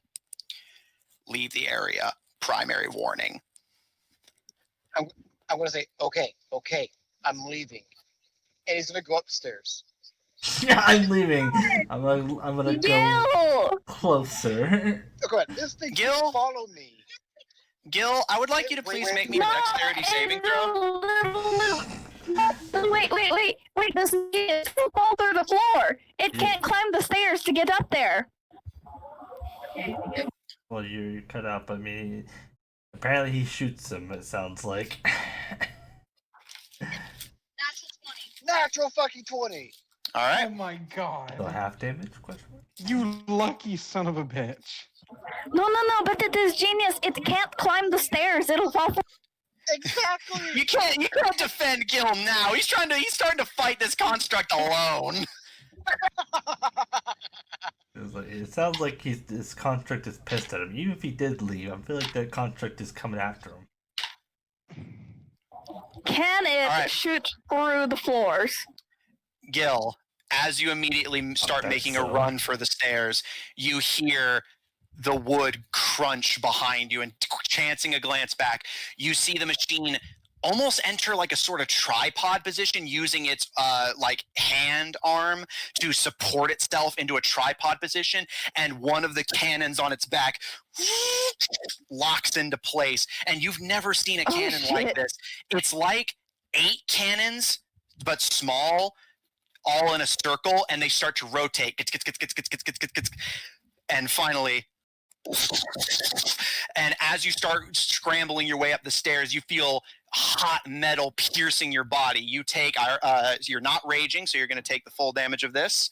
Even with a nat 20? No. I'm taking the dexterity save into account. I'm just saying I don't have to have that because he's not raging. Yeah, like natural 20 Okay. doesn't make it. You don't take damage on the.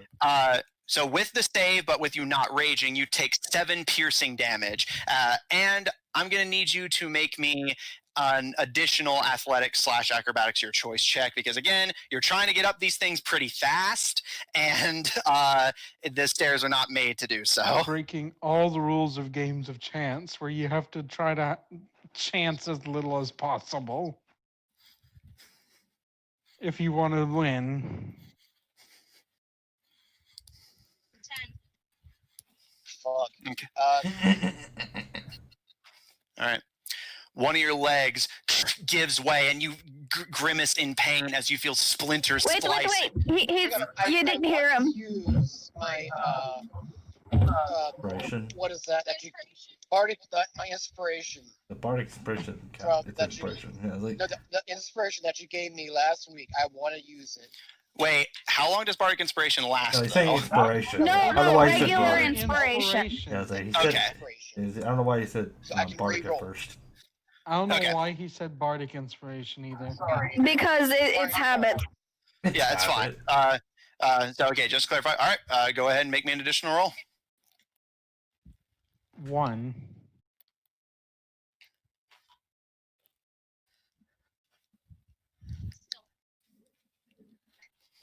Still 10. Yeah. All right, you feel wooden splinters slice through your leg, and you try to like scramble your way back out, but you feel splinters giving way, likely infecting your wounds if you don't get them treated. You take an additional 7 piercing damage as you pull your leg out of the hole. You're still working your way upstairs, but it's going to be a slow, painful haul. What do you want to do? Just keep going? I'm still going. It's gonna be my best chance of survival. Really? All right, make me an additional dex save, please. Yeah, at this point, it's not going to let him walk out of here, is it? Yeah, possibly. Yes. He had his chance. He had several chances. What was it? All right.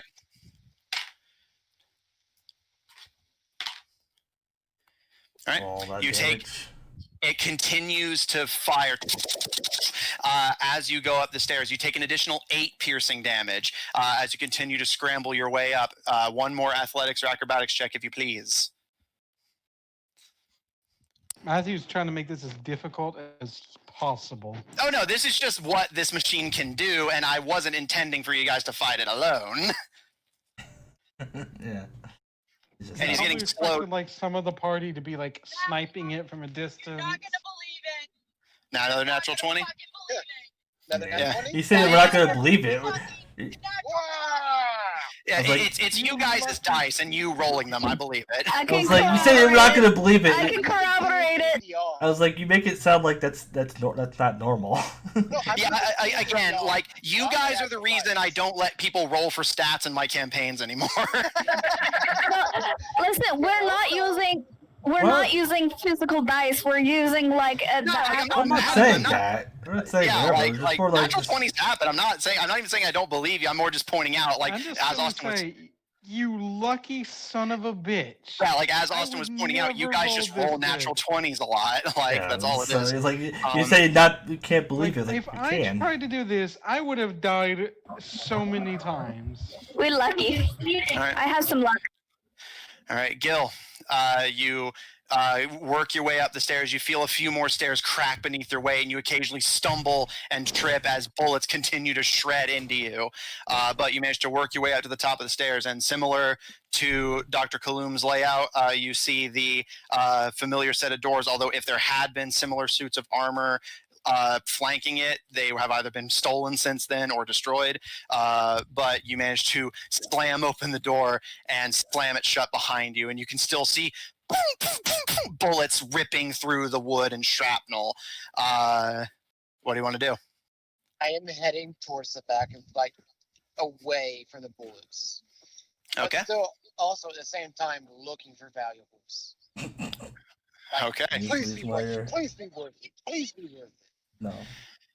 I will say, for those of you heading back to camp, in the distance, you hear Absolute ruckus.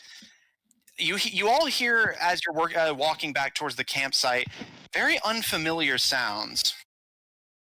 you hear it sounds vaguely like a distant gunfight, but the sound of the gun is unfamiliar. It doesn't have that sort of delay to it that musket fire does, and it's rapid and constant.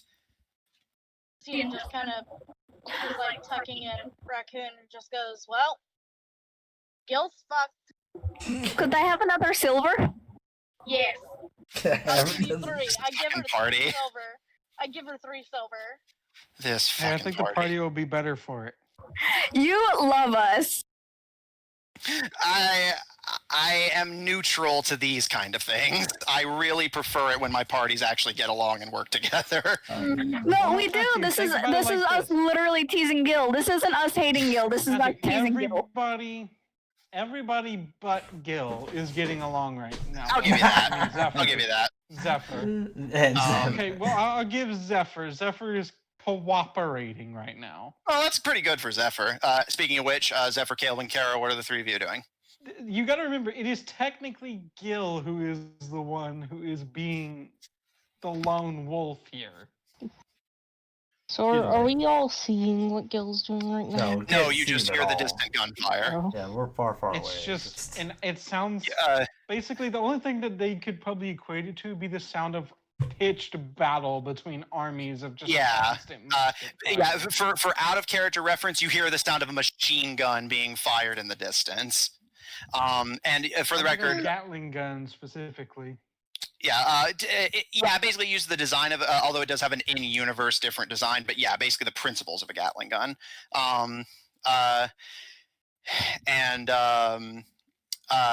Sorry, brain keeping up. Fate has not been on his side, it seems. It's his own fate, Caleb. All right, and Caro and Zephyr, and I will say for the record, Lucian, because you were saying you're talking about community, you guys are still on the way back to camp. You're not at camp yet. Okay. So, Caro and Zephyr, you hear these distant sounds. And I have a feeling that we're going to be probably seeing the conclusion of the Gil incident, and then that'll probably be the campaign for today. All right. Looking at the time, that's what I'm assuming is going to happen. So Zephyr and Caro, it appears the rest of the party is content to leave Gil to his fate. What are the 2 of you doing? Should we go help him or? Caleb just literally says.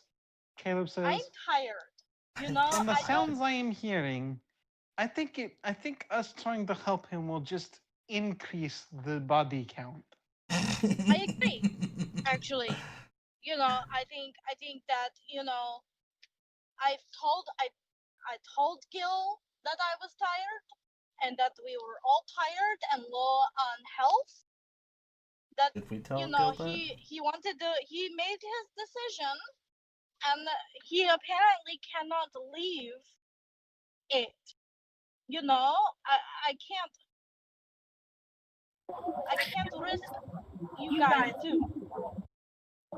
I don't like the idea of leaving him alone, but there is also, we don't know what we'd be walking into. I don't like the sound of that noise, and to be honest, we could just be walking back to find a dead body, and then in turn, we become the next dead bodies. You have to think of it pragmatically. I don't know what happened to Raccoon's accent just there, by the way. Don't worry about it. Again, it's D&D. Accents come and go. Yeah, but... Caleb's just like, you have to think of it pragmatically. Why should, one person does not outweigh the many? I think it mixed with Caleb's accent for a second there. Yeah, my accent's terrible, so. It's all good. It's D&D. No one of importance will judge. And you heard what Caleb said, right? Of course. So, Caro, Zephyr, anything? Everyone else is free to talk as well. It's just that I need to kind of prod you two to speak sometimes, so. Just like... He's getting out the cattle prod. You better speak up. Oh, I guess Carol's just gonna follow the group to actually get some rest. Well, yeah, he... Got peer pressured. No, he knew what he was getting into. Yeah, Zephyr's the last person who would go back because the guy literally was trying to steal from Zephyr for a while. I mean, I mean, I feel terrible for saying this, but like, you know, he made his bed, and now he has to lay in it. He makes these decisions. We have told him several times that, you know, we need to make decisions as a group. What did he say to you guys before he left? I'm going to try something. famous last words. Classic Gil. Famous last words. Last words were, "I'm going to do something." Try something.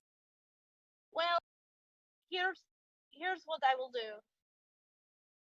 I guess when we get to the next city, and if he's with us, good. If he's not with us, we'll do a funeral for him too. Do a funeral for him. All right, yeah. I'll plan the I'll get a coffin together. We'll put his Planning Gil's funeral already. I like how Matthew. we'll put his Matthew. we'll put his last words on a tombstone.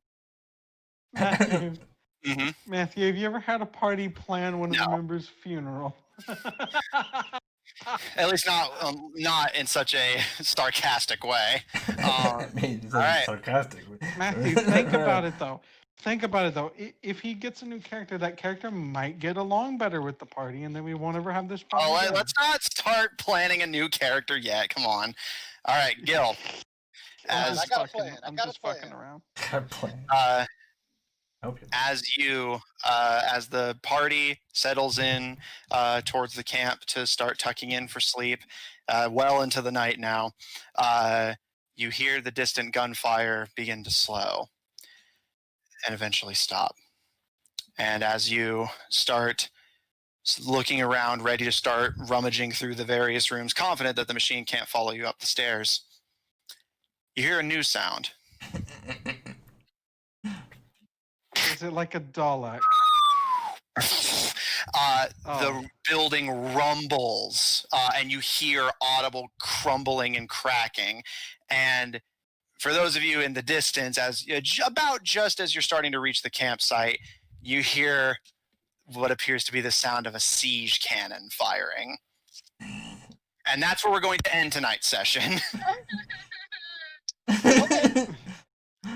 I hear the crying. What the fuck? You're really going to leave us off right here? That's fine. That's fine. Matthew, how the fuck are we supposed to fight something with a fucking siege cannon? Well, the sound of the I will siege remind cannon. you that Gil is in the party and was intended to fight it alongside all of you. So he can rage and take half damage and then possibly less than that. I really need to stop scaling fights with the assumption the party's going to be there to fight it together. Jesus. Well, man, you know You're what's right. gonna happen the second you do. The second you don't do that, we're gonna have the whole party there and we're gonna wipe it. That's fair. No, I always try to go You for need more to start challenging making than less.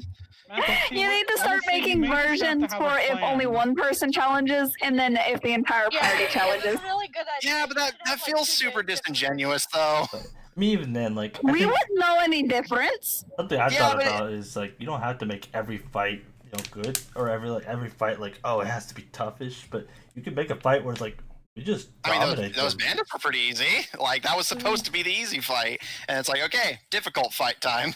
I even set it up for you guys to meet up and like potentially figure out what to do about it together, and just nope.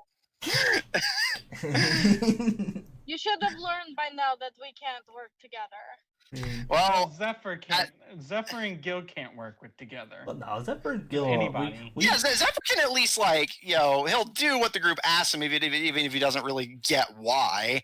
But yeah, so and somewhat Gil bond. just is terrible at actually being part of the team. Come on.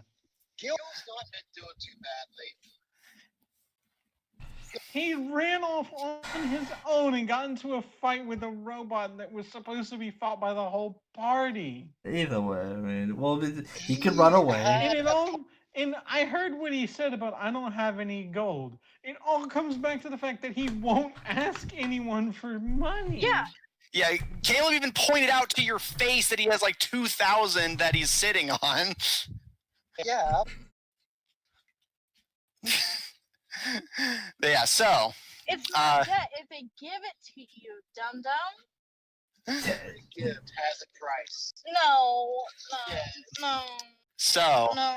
as the party is content to leave Gil to his fate, and also I will say as a side note, this is also why I don't scale the fights down. I don't want to reward this sort of behavior. I want to remind you guys that you're traveling together for a reason.